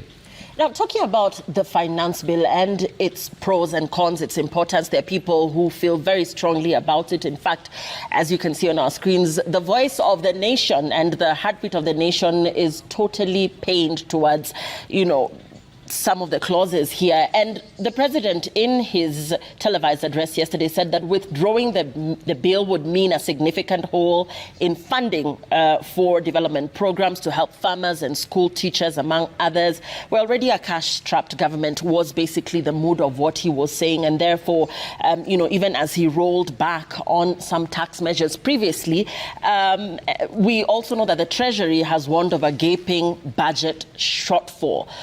So going back and starting this process all over again, will that really have met to the needs of the people, seeing that the government has continuously told us that we are a cash-strapped nation, that we have massive debt, the country has incurred massive debt, and therefore, even as the protests continue because of some of the extremities in this finance bill, the issue that the President keeps going back to is that we are, in fact, quote-unquote, a broke nation. I don't think so, Lillian, because every year in, year out, we normally have a finance bill that we normally discuss, and there is normally a budget that is read, so that in that budget, we enumerate all our needs as a country, and we also enumerate how much they will cost us. Then we move to the appropriations bill. We appropriate what each of those heads will be given, or the amount of money that will be set aside for all those votes. And then we have the finance bill, which actually tells us where is this money that we are required in the budget, where is it going to come from? We did that in 2023. And when we did that in 2023, the budget then in 2023 was 3.8 trillion. After that budget was read and the finance bill approved, there has been a few supplementary budgets because the money was not enough. What was supposed to happen right now, Lillian, is that in the Finance Bill 2024, it had added only 300 billion into the budget that was there in 2023. Therefore, the country knew that out of 3.8 trillion that we had used last year, because of inflation, because of development so and so that we are going to add, because we have JSS teachers, because we have doctors that we added salary, we are going to be required to add into that budget 300 shillings. And therefore, this 300 billion. And therefore, this 300 billion, where is it going to come from? That is why they went for new taxation. They went and tax bread. They wanted to tax motor vehicles. But it is proper to tell Kenyans that there will be no crisis. The Finance Act 2023 is still in force until it is repealed by the Finance Act 2024, and therefore there is no cause of alarm. The only cause of alarm is that the government might not want to do the new things that they would have wanted to do 2024 going to 2025. Yeah. Now let's talk about the LSK obtaining orders barring security agencies, including the police and intelligence officials, their agents or employees, from arresting and holding peaceful protesters. A lot of arrests, as we're seeing. Some, you'll have to give it to the security officials, are of persons that perhaps have been seen to be engaging in destruction of property. But some arrests also have been made of peaceful protesters. In terms of the arrests of such persons and those that are still in custody, what is their fate as we speak? How long are they supposed to be held for? Do they have to go through a court process to be released? Is it a bailable offense? Let's talk about those that are actually in custody but did not engage in any violence, were actually just peacefully picketing. Yes. Yesterday, actually, you have to give it up to LSK, who have been very busy. Yesterday, LSK obtained orders from court to release 53 persons who are arrested with no justified cause. And out of the 53, only 6 were arraigned in court. And those ones were arraigned for reasons of arson, and therefore those ones were processed and they were issued with cash bail. Several others were later arraigned yesterday afternoon. But just to bring you and the nation to speed, when you are actually protesting out there and demonstrating and exercising your rights under Article 37, it is good that you do it within the confines of the law. And it is also equally important that the security agencies and apparatus, they also make sure that they don't infringe on the rights of protesters who are peaceful and unarmed. Reason, over the past few days when the protests have been rife, we have seen several people who have been arrested and abducted. And that is against the law, because what the law says in Article 49, when you are arrested, Lillian, you have 24 hours. The police have 24 hours to arraign you in court and to process you with a plea so that your charges are read, and then you either plead guilty or not guilty. And then what Kenyans should also know, especially those protesting, is that once you are arrested, you also have a right to remain silent, you also have a right to bail, and you also have a right to representation. You can ask that you may be granted permission to call a counsel of your own liking, or you can call the LSK toll-free number. But what the protesters and the police should know, that each of them have rights. And therefore, where the rights of peaceful Kenyans end, that's where the rights of the police officer to take responsibility and to maintain law and order starts. Yeah, and there's also a concern of where cybercrime. I mean, there's the line, where do we draw the line as regards what is cybercrime and what is not, and what is, perhaps, the concern around persons that are supporting the protests on their social media now being told to be, aggressors or to be, in support of the destruction of property, in support of treason, persons that were actually not physically present Yes. at the protests, but because of using their social media accounts have also been arrested. Some actually still missing. Yeah. In terms of what the law says about that, how you can use your social media account even when not physically present at these protests, and how and what where to draw the line as regards what could actually lead into a potential arrest. Yes. One, in Kenya, we are regulated by, first, the Constitution. That is where we draw the right to privacy and all these other rights. But then, specifically, as you have rightfully said, those cyber crimes or alleged cyber crimes by the police, it is good that the police also rely on the Cyber Crimes Act and also the Data Protection Act. Lillian, in this nation, we are normally not short of laws because we have so many of them, but we don't maybe mostly execute them. But those who have been arrested for maybe things that they have posted on social media, what they may be looking at and what maybe the security agencies may be looking at is either they violated the privacy of some people. Maybe you remember a while ago people attempted to share contacts of senior people or leaders, the MPs and people in government. And some of the security apparatus interpreted that as an infringement of the right to privacy. Equally, the right to, or Cyber Crimes Act also enumerates a lot of rights and also how you can be able to use your social media without infringing on the rights of other people. But may I say at this point, the government or the security apparatus, I think, they are using old ways to deal with very new or emerging issues or trends. Because the trend that is actually on Twitter, X rather, you can actually see people posting and airing their opinions. You join a Twitter space and you find people are airing their opinions in whatever language they put, but how are the police or the government dealing with that? Because these are not usual protesters that you will find in the streets with stones, but they are actually making their voice heard just with a phone.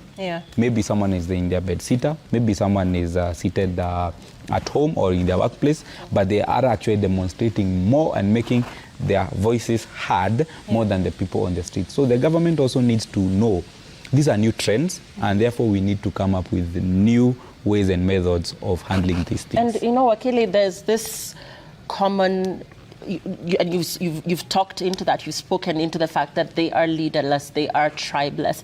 However, when you look at social media, there is also a trend of fake news there, where you see circulars that are being circulated from high offices that are in fact fake, where you see resignations of persons in key positions being circulated that are in fact fake. So as we speak about protesters that are leaderless, that are tribeless, that are speaking as one voice, as the Gen Zs, and now this has become protests for all. It's for the Gen X, for the Gen Zs, for the millennials. It has actually morphed into something else. So as we look into social media and the dangers that lie therein with the circulation of fake circulars, fake intelligence reports and the dangers that lie therein, concerns over that in itself, brewing a lot of uncontrolled chaos, which is now beyond the control of the police and even the military that is now, almost seemingly being deployed to control the chaos. Let's speak into social media and the circulation of the fake news. Yes, and that is actually a problem because, as I've actually just said a while ago, the government needs to come up with new ways of dealing with new trends of crimes or new trends that citizens have manufactured or have started using. First, the Cyber Crimes Act makes it an offense to publish fake news or to publish false information. Therefore, it is the right or it is within the purview of the state agencies, especially the National Police Service, to be able to come and arrest or make inquiries into the fake news that have been published by person X. But in terms of consuming this information, public consuming this information because it is fake. And that is where maybe the danger might be a lot. How can you be able to verify, or how can I myself be able to verify some information I've just read on X, or something that has been published that person so-and-so has resigned? I'll have you hold your thoughts, Wakili. Let's listen into what is happening there. We're seeing tear gas canisters being lobbed there. That is the Central Business District. Let's listen in.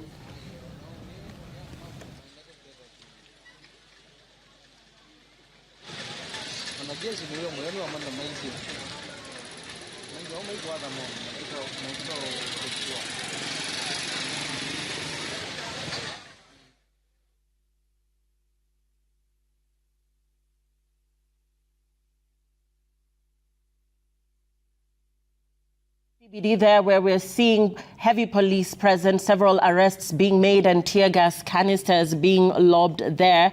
The CBD had little activity going on. We've seen a few commuters milling in and about the CBD. We've seen scenes from City Hall, the Nairobi County Green Army members running up and about, removing debris which had been littered on the road from the anti-finance protests. We're seeing major roads within Nairobi city barricaded by police, even as we see public service vehicles going in and out.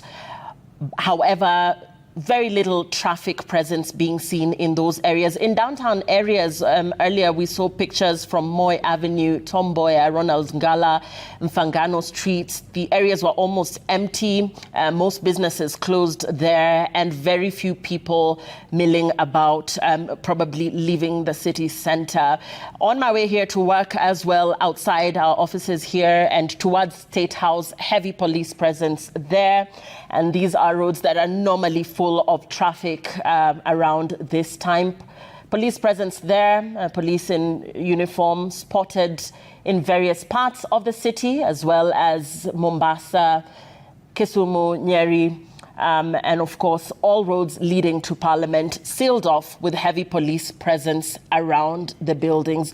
Police are blocking vehicles and pedestrians seeking to gain access through any of the sealed off roads, including Parliament Road, a section of Harambee Avenue, as well as Cardinal Otunga.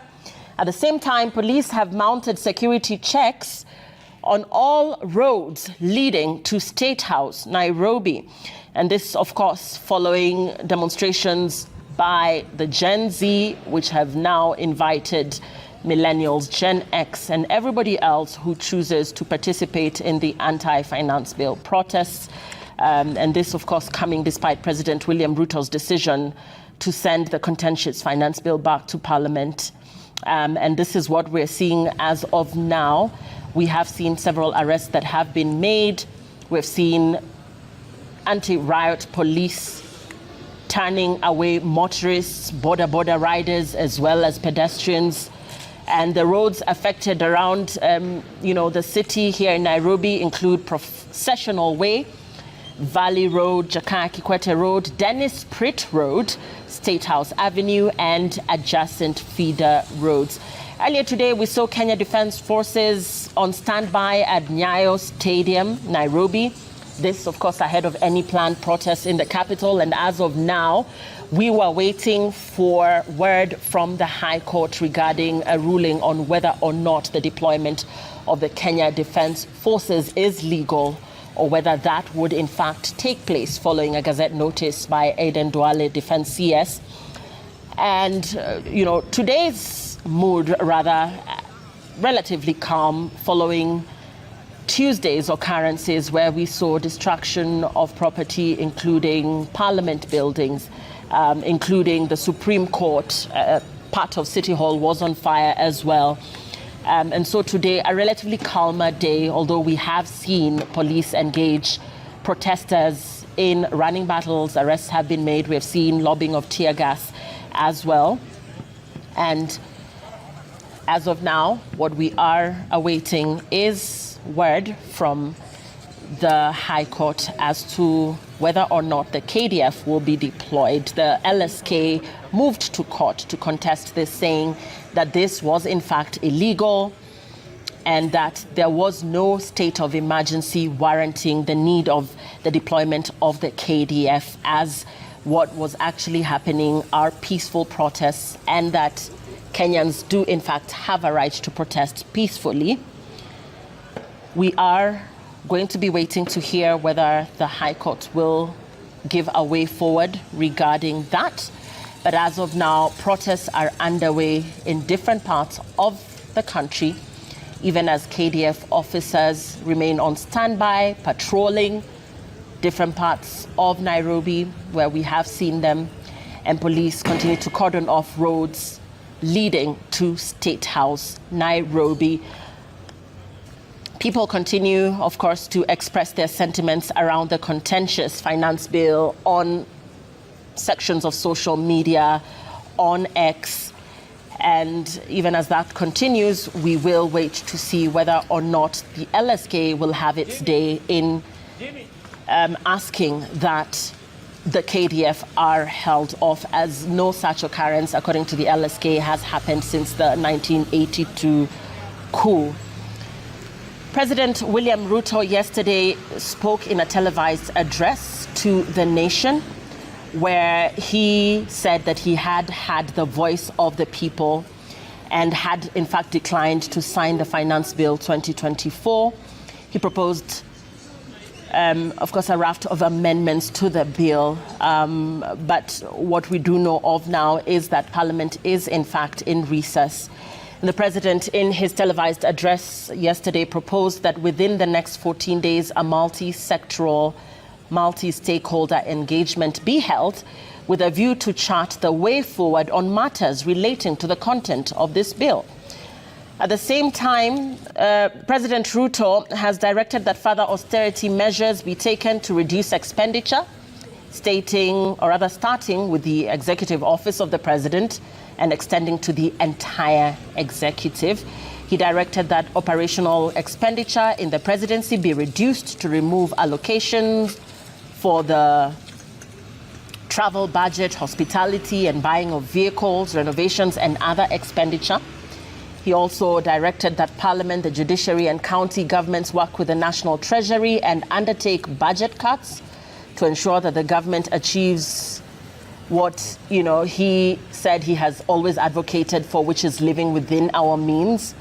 And he also said that as this important conversation continues, he intends to continue with the foundational principles upon which this nation is founded, which is constitutionalism. But still, the protesters continue undeterred to protest against harsh economic times, saying that the measures that have been effected so far have not yielded results, and that the heartbeat of the nation still remains a very pained nation, talking about high cost of living and talking about the Kenyan really feeling the burden of some of these decisions. And therefore, we are looking at several parts of the city here in Nairobi where a handful of protesters are milling about. But of course, the police keeping a very keen eye on ensuring that the scenes that were witnessed on Tuesday are not witnessed. We have had the president speak about the destruction of property, public property, amounting to treason, and therefore very heavy police presence, the police sealing off major roads and ensuring that no destruction of property will happen today.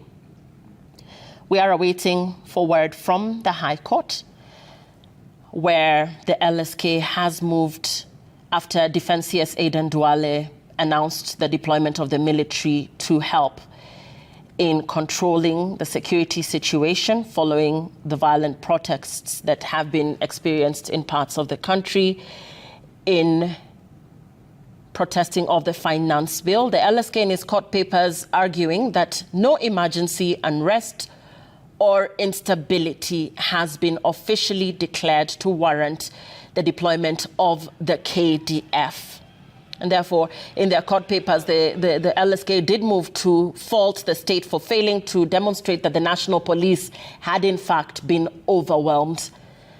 Irrespective of that, we have seen pockets of the military doing their rounds as we await the High Court's ruling on this matter.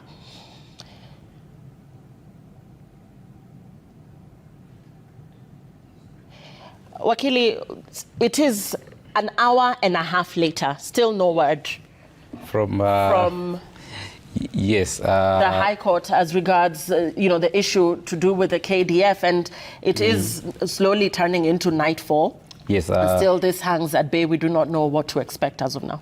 Yes, that is Justice Mugambi, but sometimes you understand the pressure that our judicial officers sometimes find themselves in. But of course we have faith in the judiciary and the officers, and particularly at this point faith in the Honorable Justice Mugambi, who had all the parties who were before him this morning, and the oral hearings went up until early afternoon. Yeah, and over 1,000, I'm seeing actually over 1,000 people have joined the virtual proceedings for the case of the LSK versus CS Duale. Yes. And maybe that is also one of the reasons, because normally we are not used to be over 200 in court, in one particular court link. And maybe those are some of the technical issues he's facing. We don't want to speculate, but definitely he has to give some direction. He will give directions whether the ruling is ready, whether it is not ready, and when he will deliver it. But definitely before the end of the day, whether it is midnight or whatever time, before he leaves office, I am sure he will have given directions on that. And talking about, as we wait for this ruling, the government through the Attorney General, Justin Muturi, defended the deployment of the KDF on grounds that the law was followed in the publication of the Gazette notice, but the LSK disagrees. Yes, we disagree, and the reason why there is that disagreement is that the Gazette notice was there for everyone to see it on the night of Tuesday night. And it was also there for everybody to see that it had not been approved. Parliament had not discussed that prior to the issuance of that Gazette notice, and Parliament actually sat after the fact, and they sat and passed it retrospectively, which cannot work, because the law of or the principle of how laws are formulated is that you cannot begin with the fact and then you promulgate a law that will now govern what you already did. No. That is not how it works. You have to follow the procedure, and if you don't follow the procedure that is set, you are about to fail. And those were the arguments before the court this morning. And the defense that is the Attorney General and the CS, through their representatives, they tried to defend the same, but I don't want to preempt what Justice Mugambi is going to say in his ruling, but in my own opinion, that was a very wrong move. You cannot execute or you cannot pass a law and then, or rather, a gazette notice, and then you follow approving on the following day. That is not just right, and those are the reasons why actually Kenyans are actually maybe on the streets, and they're saying we don't have faith, or we don't actually trust the authorities, because you tell us one thing today, the following day you will do exactly the opposite. Therefore, those are the reasons, because you cannot tell us that a whole cabinet secretary can gazette deployment of police officers at night, and then the following day the parliament can come and try to for lack of a better word, sanitize that process. It cannot be unless we have just slided maybe into lawlessness and disobedience of rule of law. We have to follow procedure. Yeah, let's talk about the fact that the National Assembly also approved, now moving away from the Attorney General, the National Assembly also approved the deployment of the Kenya Defence Forces to support the police, and this is where your bone of contention lies, in when the National Assembly was actually brought in as regards this Gazette notice and their approving of the deployment of the Kenya Defence Forces to support police amid ongoing anti-finance bill protests. The National Assembly, are the representatives of the people, and therefore by them approving the deployment of the Kenya Defence Forces, what then does this message send? These are the very same people who have since gone on recess. Yes, and this is the thing with this country, and you do know that the legislature is independent, or rather it is supposed to be independent. As to whether the current legislature is independent is debatable. And actually there was an MP who criticized this decision on his X account, saying this was done without the media, without most members, without proper debate. In a record 30 minutes, the National Assembly had actually approved for the deployment of the KDF or the deployment of the KDF without indicating where, why, or for what period. Yes, and that those are some of the reasons that we actually, that also LSK actually presented before court. The issue of deployment of the KDF is not a small issue. It is actually a very serious issue. That is the last resort of defense as a country. And therefore, if we are unleashing it, we have to be very sure of what we want to do. We have to be very sure that the situation warrants their deployment. And we are saying that according to where we sit, we don't see as if this circumstance warrants their deployment. Because first, the circumstances as they are, you cannot have protesters protest on, I think, 2 days last week and 1 week on this week, 1 day this week, and then you unleash on them Kenya Defence Forces. Hold that thought, Wakili. Let's listen in. We are seeing tension there in the CBD here in Nairobi. Let's listen in to what is happening there.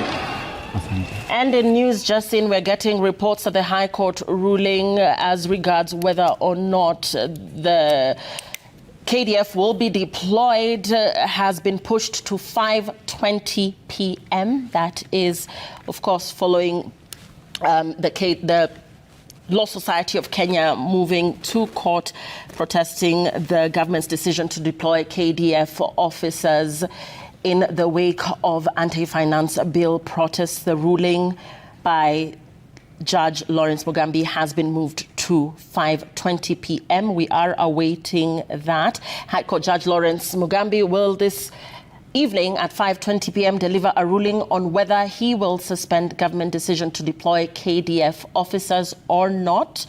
The judge will give out directions after hearing parties in the case. LSK, through its president Faith Odhiambo, insisted that the deployment of officers is unconstitutional and is meant to scare and intimidate Kenyans not to exercise their constitutional rights. However, the Attorney General and the Ministry of Defense lawyers submitted that there is need to have the KDF officers, adding that there is, in fact, a state of emergency in the country. And according to the respondents, deployment of KDF officers has been done before, and this is not the first case. They argued that there are no irregularities in the Gazette notice issued by Defense CS Aidan Duale. We are waiting that ruling by the High Court at exactly 5:20 p.m. this evening. The ruling was supposed to be made at 3 p.m., but there has been a delay in that, and we are just about under an hour away to hear what the court rules on this matter. Wakili, yes, we have up to 5:20 to hear what the High Court has ruled as regards the KDF. But even as we wait for that, we're seeing, you know, pictures coming showing that, you know, there is no end in sight as regards to whether people will be leaving the CBD or not. We're still seeing the police trying to contain people there, and therefore this ruling will make a difference as regards what is going to be happening within the city centre, and even the presence of pockets of the military that we've seen. Once the ruling is out, if it does rule in favour of the LSK, do we then expect not to see these people milling about anymore? Yes, first, I think the magnitude of protests and demonstrations today have scaled down. You cannot compare them with Tuesday's or last week's demonstrations. Therefore, even as we wait for the ruling by the Honorable Justice Mugambi, it is also good to marry that with the circumstances of the ground, that it is actually no longer necessary to deploy such forces or Kenya Defence Forces to the streets or within the confines of our republic. However, in the wisdom of the National Security Council and the CS for Defense, they thought it twice to have this deployment. And the question, the real question, or the elephant in the room is why? Because the magnitude of the protests have actually gone down. There is no circumstance that ushered or showed instability or unruliness or how lawlessness had maybe declined in a way that required deployment of the Kenya Defence Forces. So the questions that really begs is, why is the government hell-bent on deploying the defence forces on its citizens? And that is why I'm asking, is there something that we don't know, or is there something that they are not telling us? Because if you look at the situation and the circumstances that we have been seeing the entire of today and those of Tuesday, I don't think there has been anything as to show or as to necessitate deployment of KDF. Maybe, just maybe, the infiltration or the occupation of State House by civilians and the touching of a part of City Hall and the Supreme Court building or outside Supreme Court. Maybe that is what necessitated. But really, is that how fast we can be able to deploy the defense forces? I don't think so. And speaking of the Kenya Defence Forces, they were seen patrolling city streets on Thursday, that is today, as before the High Court delivered its ruling, and therefore they are, or rather have still been seen patrolling, city streets before this ruling is made by the High Court on whether to suspend their deployment, or rather to suspend the deployment of the military as part of reinforcement plans to neutralize chaotic scenes during the anti-finance bill demonstrations. And what we saw earlier was the KDF personnel snaking through protesters, but they did stay short of engaging them.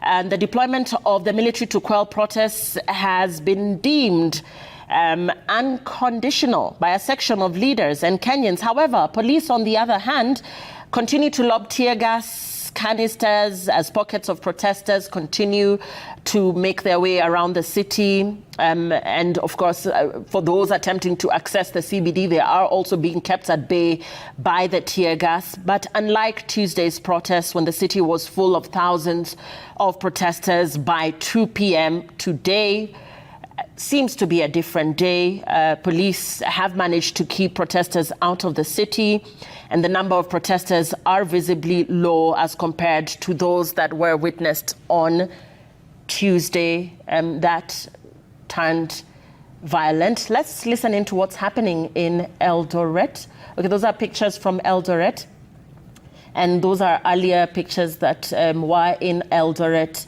Peaceful protesters meeting there and probably, just waiting for a go-ahead from whoever it is that is directing them on what to do. They're also holding placards that read peace. Here in the city, that is Nairobi, we've seen police arresting some protesters who are participating in the demos. And High Court Judge Lawrence Mugambi will make the ruling at 5:20 after hearing the parties in the case filed by the Law Society of Kenya seeking to block the deployment of the military to assist the police. The deployment of the military was seen as necessary by Defense CS Aidan Duale following Tuesday's protests, where protesters in their hundreds engaged in violent protests in parts of the CBD. But the LSK, through its president, Faith Odhiambo, has argued that the deployment of KDF in the CBD is unconstitutional, and she has insisted, and the LSK in its entirety has insisted, that the procedure undertaken for approval was merely quote-unquote cosmetic. And the LSK president also told the court that the Gazette notice should have been given 24 hours after Parliament's approval. She did go on to say that what we are seeing, quote unquote, is Parliament and the executive treating us to a circus to cover up. She also said that such a scenario has never been seen since the 1982 coup. Now, this Gazette notice by Aidan Duale, the Defense CS, authorizing the deployment of the military, implies that police were overwhelmed in many parts of the country, or at least that's what the LSK argues is the case, but says that that was not in fact the case, that the police are capable of handling the situation of peaceful protesters, and therefore the support of the Kenya Defence Forces is actually not necessary, as it would actually amount to intimidation and what would be seen as a police state.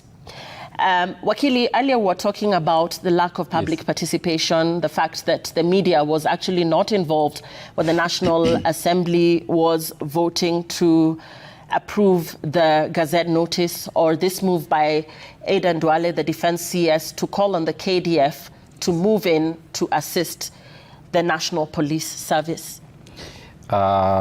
You see, when something is, we are a country governed by the rule of law, really, and that is why we have institutions like the National Assembly, and that is why there would be a law, that is Article 241, and equally the Kenya Defence Forces Act, which also speaks to the procedure, the procedure that the Cabinet Secretary for Defence may use in requesting for approval of deployment, and also speaks into how that deployment is going to happen.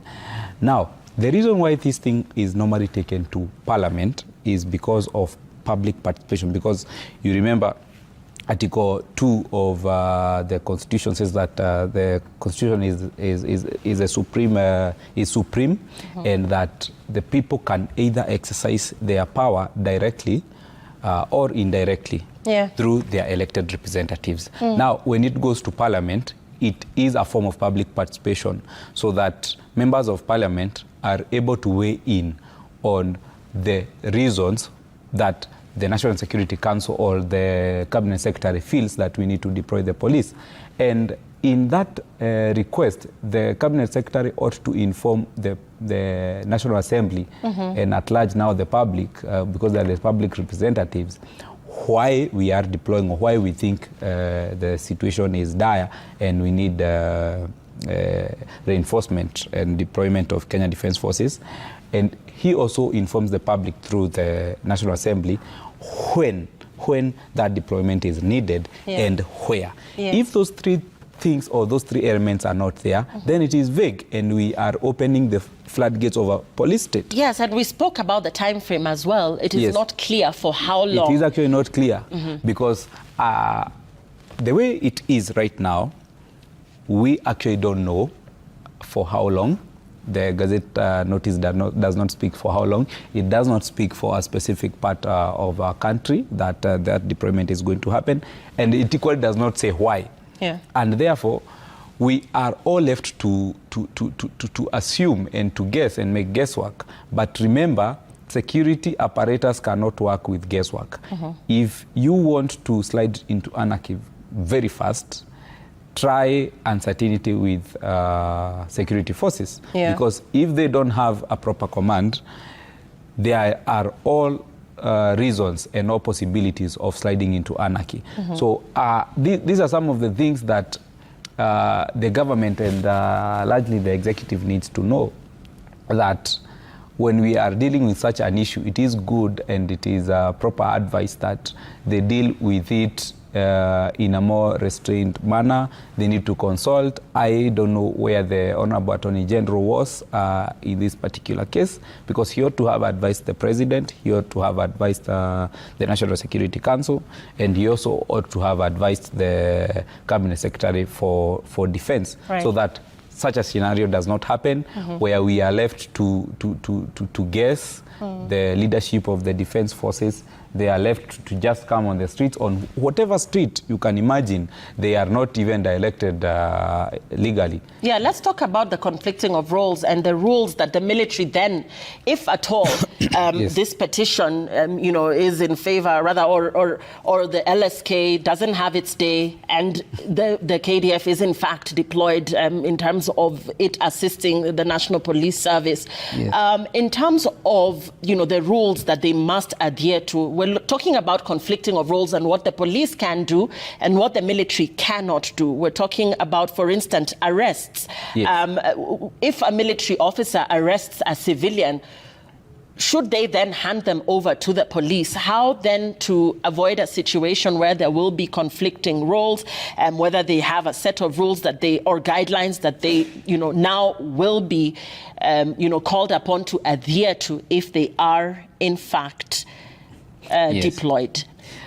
Those are some of the issues that the Cabinet Secretary did not address himself to, because he never asked himself, when I said the troops, or when we deploy the troops to the streets, who is going to take charge? Is it the National Police? Is it the Defense Forces?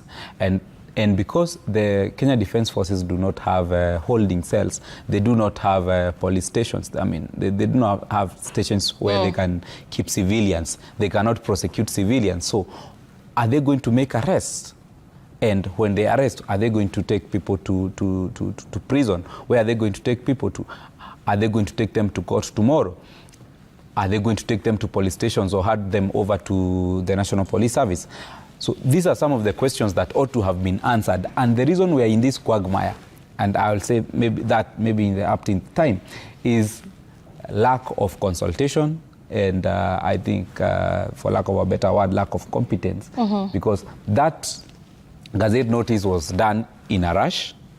The Parliament the following morning rushed, and you have had several members of Parliament saying they were also not informed the way they are used to be informed to be in Parliament. So we actually even don't know whether there was quorum in Parliament. We don't know whether it was debated. We don't know whether they followed their own standing orders, because it was actually in darkness, and we also don't have a communication from the Speaker. So it is outrightly wrong for such a scenario to happen. It's actually very sad that a country which is a young democracy, but a democracy that is thriving, to slide into such uncertainty.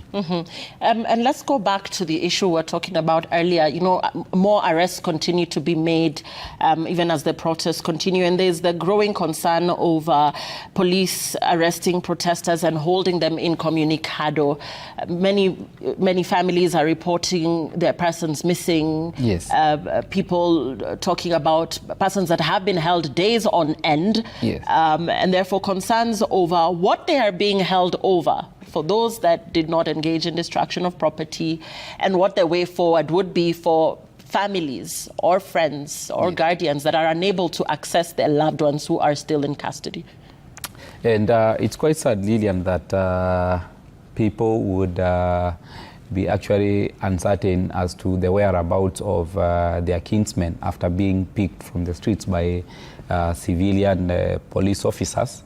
You remember when this government was coming into power, they actually vowed that there will be no more abductions. They will never use the security apparatus or government institutions to settle political scores. And they said so on and so forth. But we have experienced this firsthand. Several Kenyans being arrested, abducted, and their whereabouts not being known, and only to be found at a police station somewhere in Kajiado. Or somewhere outside Nairobi or somewhere else. And that confirms to you that it is actually the state that has done that illegally. And actually, many people have been released without being taken to court. And they have been released unconditionally. So why were they being arrested in the first place if they are not going to be taken to court? So I would also want maybe the police to adhere to Article 49 of our Constitution, that when you arrest someone, please tell them the reason why you have arrested them, process them properly, do not manhandle or use excessive force unless it is necessary according to the law. Take them to the police station. If possible, grant those citizens bail, because it is a right. Give them police bond, release them, let them appear before a trial court, let them take plea, and their charges are read. If they are going to be granted bail by the court, fine. If they are not, fine. But let the due process take course as established by the law. Right, and as of now, only a few minutes to almost just under an hour to when the High Court will declare its stand on whether or not the KDF will be deployed. As we await that ruling from Justice Mugambi, we are looking at the situation in various parts of the country. The pictures on your screen are from the Nairobi CBD, where police presence is heavy as police keep protesters at bay.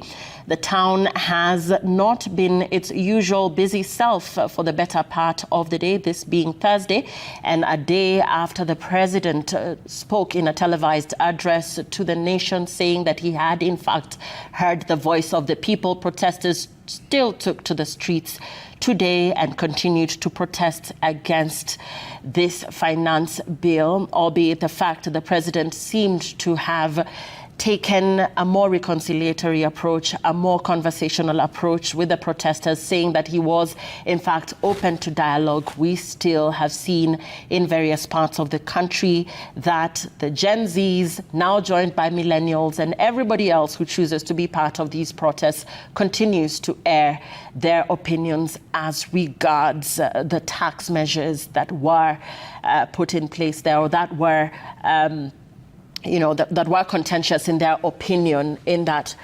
particular arrangement. And therefore, we will be following to hear from the High Court as we wait to hear whether the LSK will in fact have its day as regards whether or not the KDF is necessary in assisting the National Police Service contain the protests and the protesters in different parts of the city. Let's listen into what is happening there, whether those are pictures from earlier or not.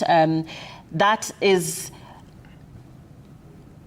Mombasa, and that was Mombasa earlier, where protesters also took to the streets, also airing their views and also chanting anti-finance bill slogans and saying that they will have their right of say heard, that they are a tired lot as regards the economic situation in the country, the cost of living, and really the fact that their voices have not been heard up to now continues to aggravate a significant lot. This moving from a Gen Z movement now to including anybody who is aggrieved as regards the state of the nation in terms of the finance bill and what it seeks to achieve, which they believe is not in the interests of the people. Police have sealed off major roads here in Nairobi County, and that continues to be the situation. And all roads headed or leading towards State House also continue to be inaccessible. The government has justified tax as a way to bring down the national debt, which currently stands at 68% of the GDP. Yet for many Kenyans, addressing the deficit hinges not on taxation, but according to what they say in their protests and the mood on social media, on addressing rampant corruption at every level of government. Protesters have talked about financial mismanagement. They've talked about lavish consumption among political elite.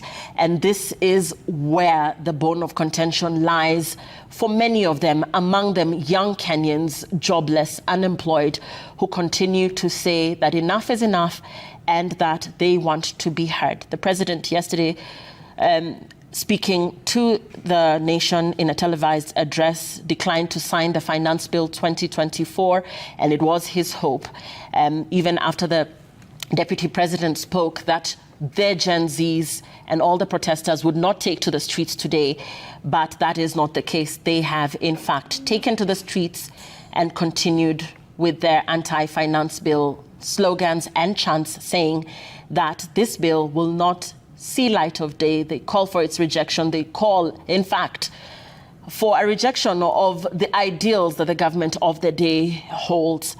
And therefore, looking at a situation where the current parliament is on recess and looking at the way forward, and the protests still ongoing, and a situation that now awaits in terms of the KDF's deployment, the ruling from the High Court, as the Defense CS feels that it is necessary for the KDF to be deployed to help quell the situation as protesters continue to take to the streets,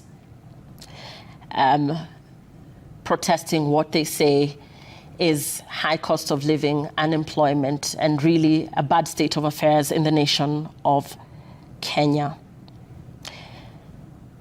Wakili, we are, of course, just going to be hearing very, very shortly what the High Court has ruled. President Ruto has spoken about his administration working hard and consistently, pushing towards reduction of prices of essential commodities.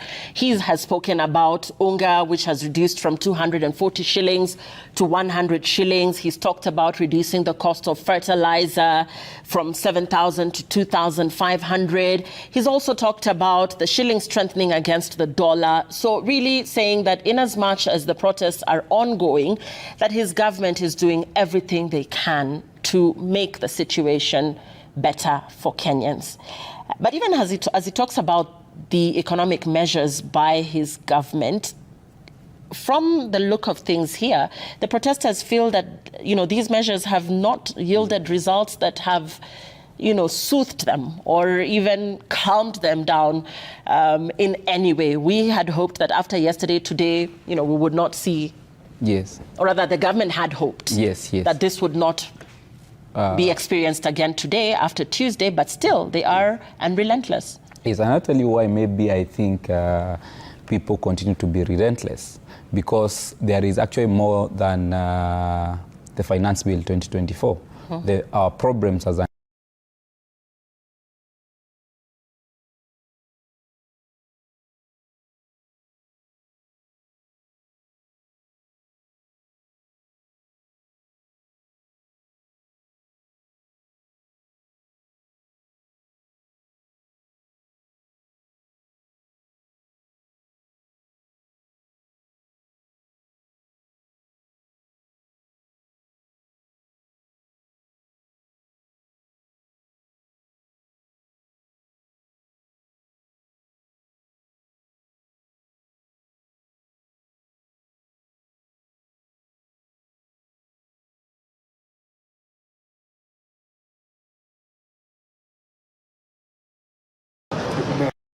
Ameshafunga kitu. Kitu sawa.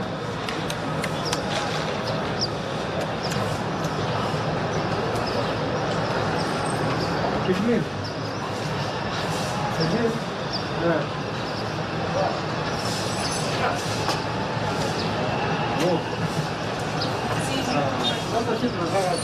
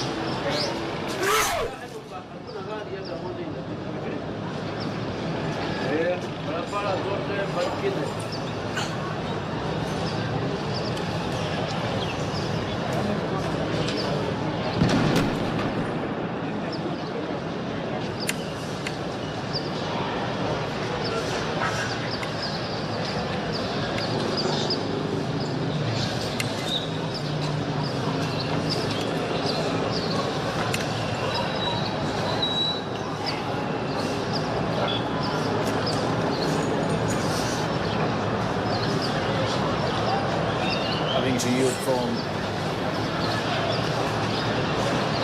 those are live pictures coming to you straight from the Nairobi CBD, a carnage that we continue to witness as the protesters went to the streets today to demand that the finance bill 2024 be rejected in totality. Kenyans went to the streets today as slowly retreating and leaving the town. That is the carcass of a police vehicle that was put to fire earlier today, and it is a situation that continues to be experienced in the country and other regions of the country as well. But as stated, the town is slowly, the protesters are slowly leaving the CBD as they go back home. But we're not sure about that. We shall be following what is happening as we bring you the latest. But I'm not here alone. I am with Suleiman Yeri. Suleiman Yeri, tukiangalia ni kama mshike umepungua. Ni yapi ambayo wewe washuhudia kutoka upande wako? Na kweli kabisa kama hali unavyoiona sasa hivi, mshike vitu za machozi, risasi ambazo tulikuwa tunazisikia awali, pia watu wengi ambao halaiki ya watu ambao ilikuwa imejaa katika jiji hilo, unaona sasa hivi limepungua pakubwa.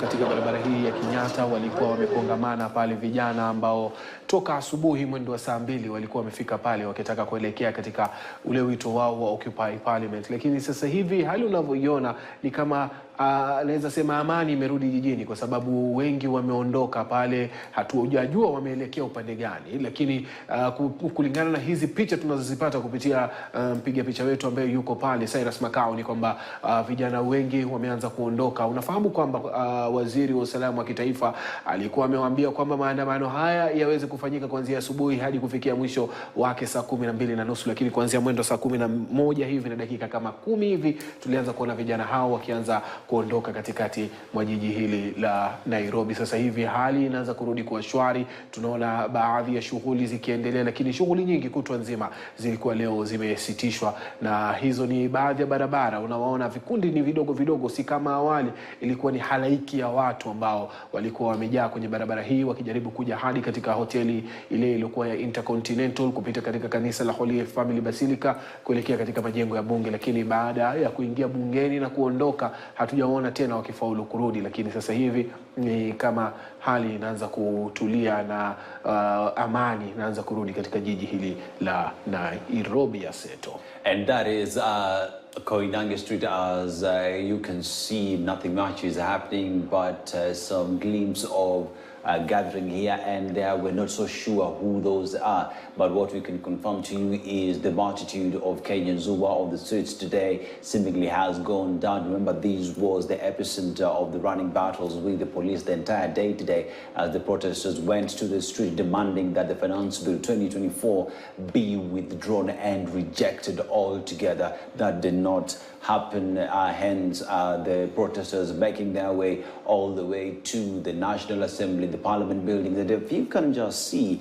we have small groups of individuals. That is a police vehicle that is parked at the intersection. That is the Kenyatta Avenue. And as you proceed north, that is Koinange Street. Police officers seemingly just doing their rounds and making sure that everything is going as normal. And as you can see, there is a lady who's standing there who looks like has a bandage on her leg. She's being assisted by individuals. We see Red Cross on the front. These could be part of the protesters who are in the city. But as you can see, some of them are injured. Red Cross are walking with them. We can see one is actually lifting a white object. Looks like it's a drip or could be a signage of peace. But that notwithstanding, the town right now is seemingly coming back to normalcy, with the police making sure that everything is going on well. That is a carcass of a vehicle that was burnt today. The lady standing there seemingly taking photos, just a memorabilia of what happened today, taking a picture of that together with the cameraman. This one, she wants to have that as a reminder of such a day, what happened. And as rightfully said, those are individuals. You can see some are limping. There's a lady who has a bandage as they go up towards Koinange Street. Suleiman Yeri. Na kama unavyoona, tumeona mmoja akijaribu kupiga picha. Tukirudi katika zile kauli ambazo kwa tunazisikia bungeni juzi, kiongozi wa wengi Kimani Ichung'wah akisema wengi wamekuja tu kupiga picha, alafu baadaye wende watafute tu zile maeneo yale ya kula vibanzi. Kwa hivyo mmoja ameamua kwamba yeye lazima apige picha na lile gari ambalo limeteketezwa pale, ikiwa ni gari la maafisa wa polisi. Lakini uharibifu hujafanyika Nairobi peke yake, Aseto. Tumeona kwamba uharibifu pia umefanyika kule Eldoret katika majengo ama makao ya county, ambapo ile mahakama ya county pia iliteketezwa. Pia tumeona baadhi ya magari katika maeneo mengine pia yakiteketezwa. Lakini pia uharibifu mkubwa umefanya katika bustani ya Uhuru, ambapo ni bustani ambayo imefunguliwa hivi majuzi baada ya fedha nyingi tu kupewa Nairobi Metropolitan Service kuweza kuifanyia marekebisho bustani hiyo ili kuipa sura mpya. Lakini waandamanaji wameingia pale, wameteketeza ile studio ambayo hutumika pale na imewekwa pale kama ya kuweza kurekodi nyimbo katikati ya bustani ya Uhuru. Pia tumeona kwamba kumeteketezwa ile ndege ambayo pia huwa imeegeshwa pale kwa watu kuiona na kupata ufahamu. Lakini wengi wanasema huwa ni eneo la mankuli. Kwa hivyo kuna uharibifu kadha wa kadha ambao leo umefanyika. Ni tofauti sana na tulivyoona maandamano yale yalifanyika Alhamisi iliyopita. Vijana wengi hawakuwa na ghadhabu, hawakuwa wanarusha mawe ama hawakuwa wanateketeza chochote, lakini ya leo tumeona yamebadilika zaidi kuliko yale ambayo yalikuwa siku ile ya kwanza.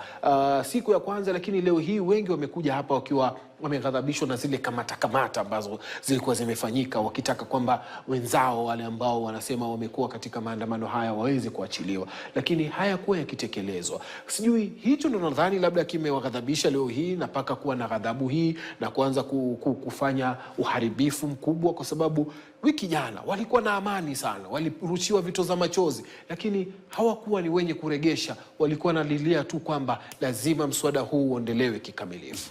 Wajua Yeri, tukizidi kutathmini kile ambacho kimefanyika leo, lazima tujiulize, je, ni vipi tumefika hapa? Kwa sababu Wakenya wamesema tunataka mswada wa fedha 2024 uondolewe kikamilifu. Lakini hata hivyo, kuna wale ambao ni vijana tu. Wajua hawa Gen Zs, millennials ama tuseme tu Wakenya kwa kawaida, wameketi wamezungumza, ni watu ambao wanajuana.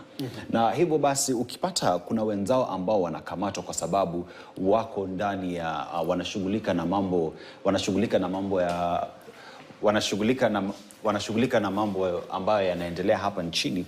Hivyo basi unapata wengi wao wanauliza ni vipi, kwani nchi ambayo sisi tuko ndani. Nakumbuka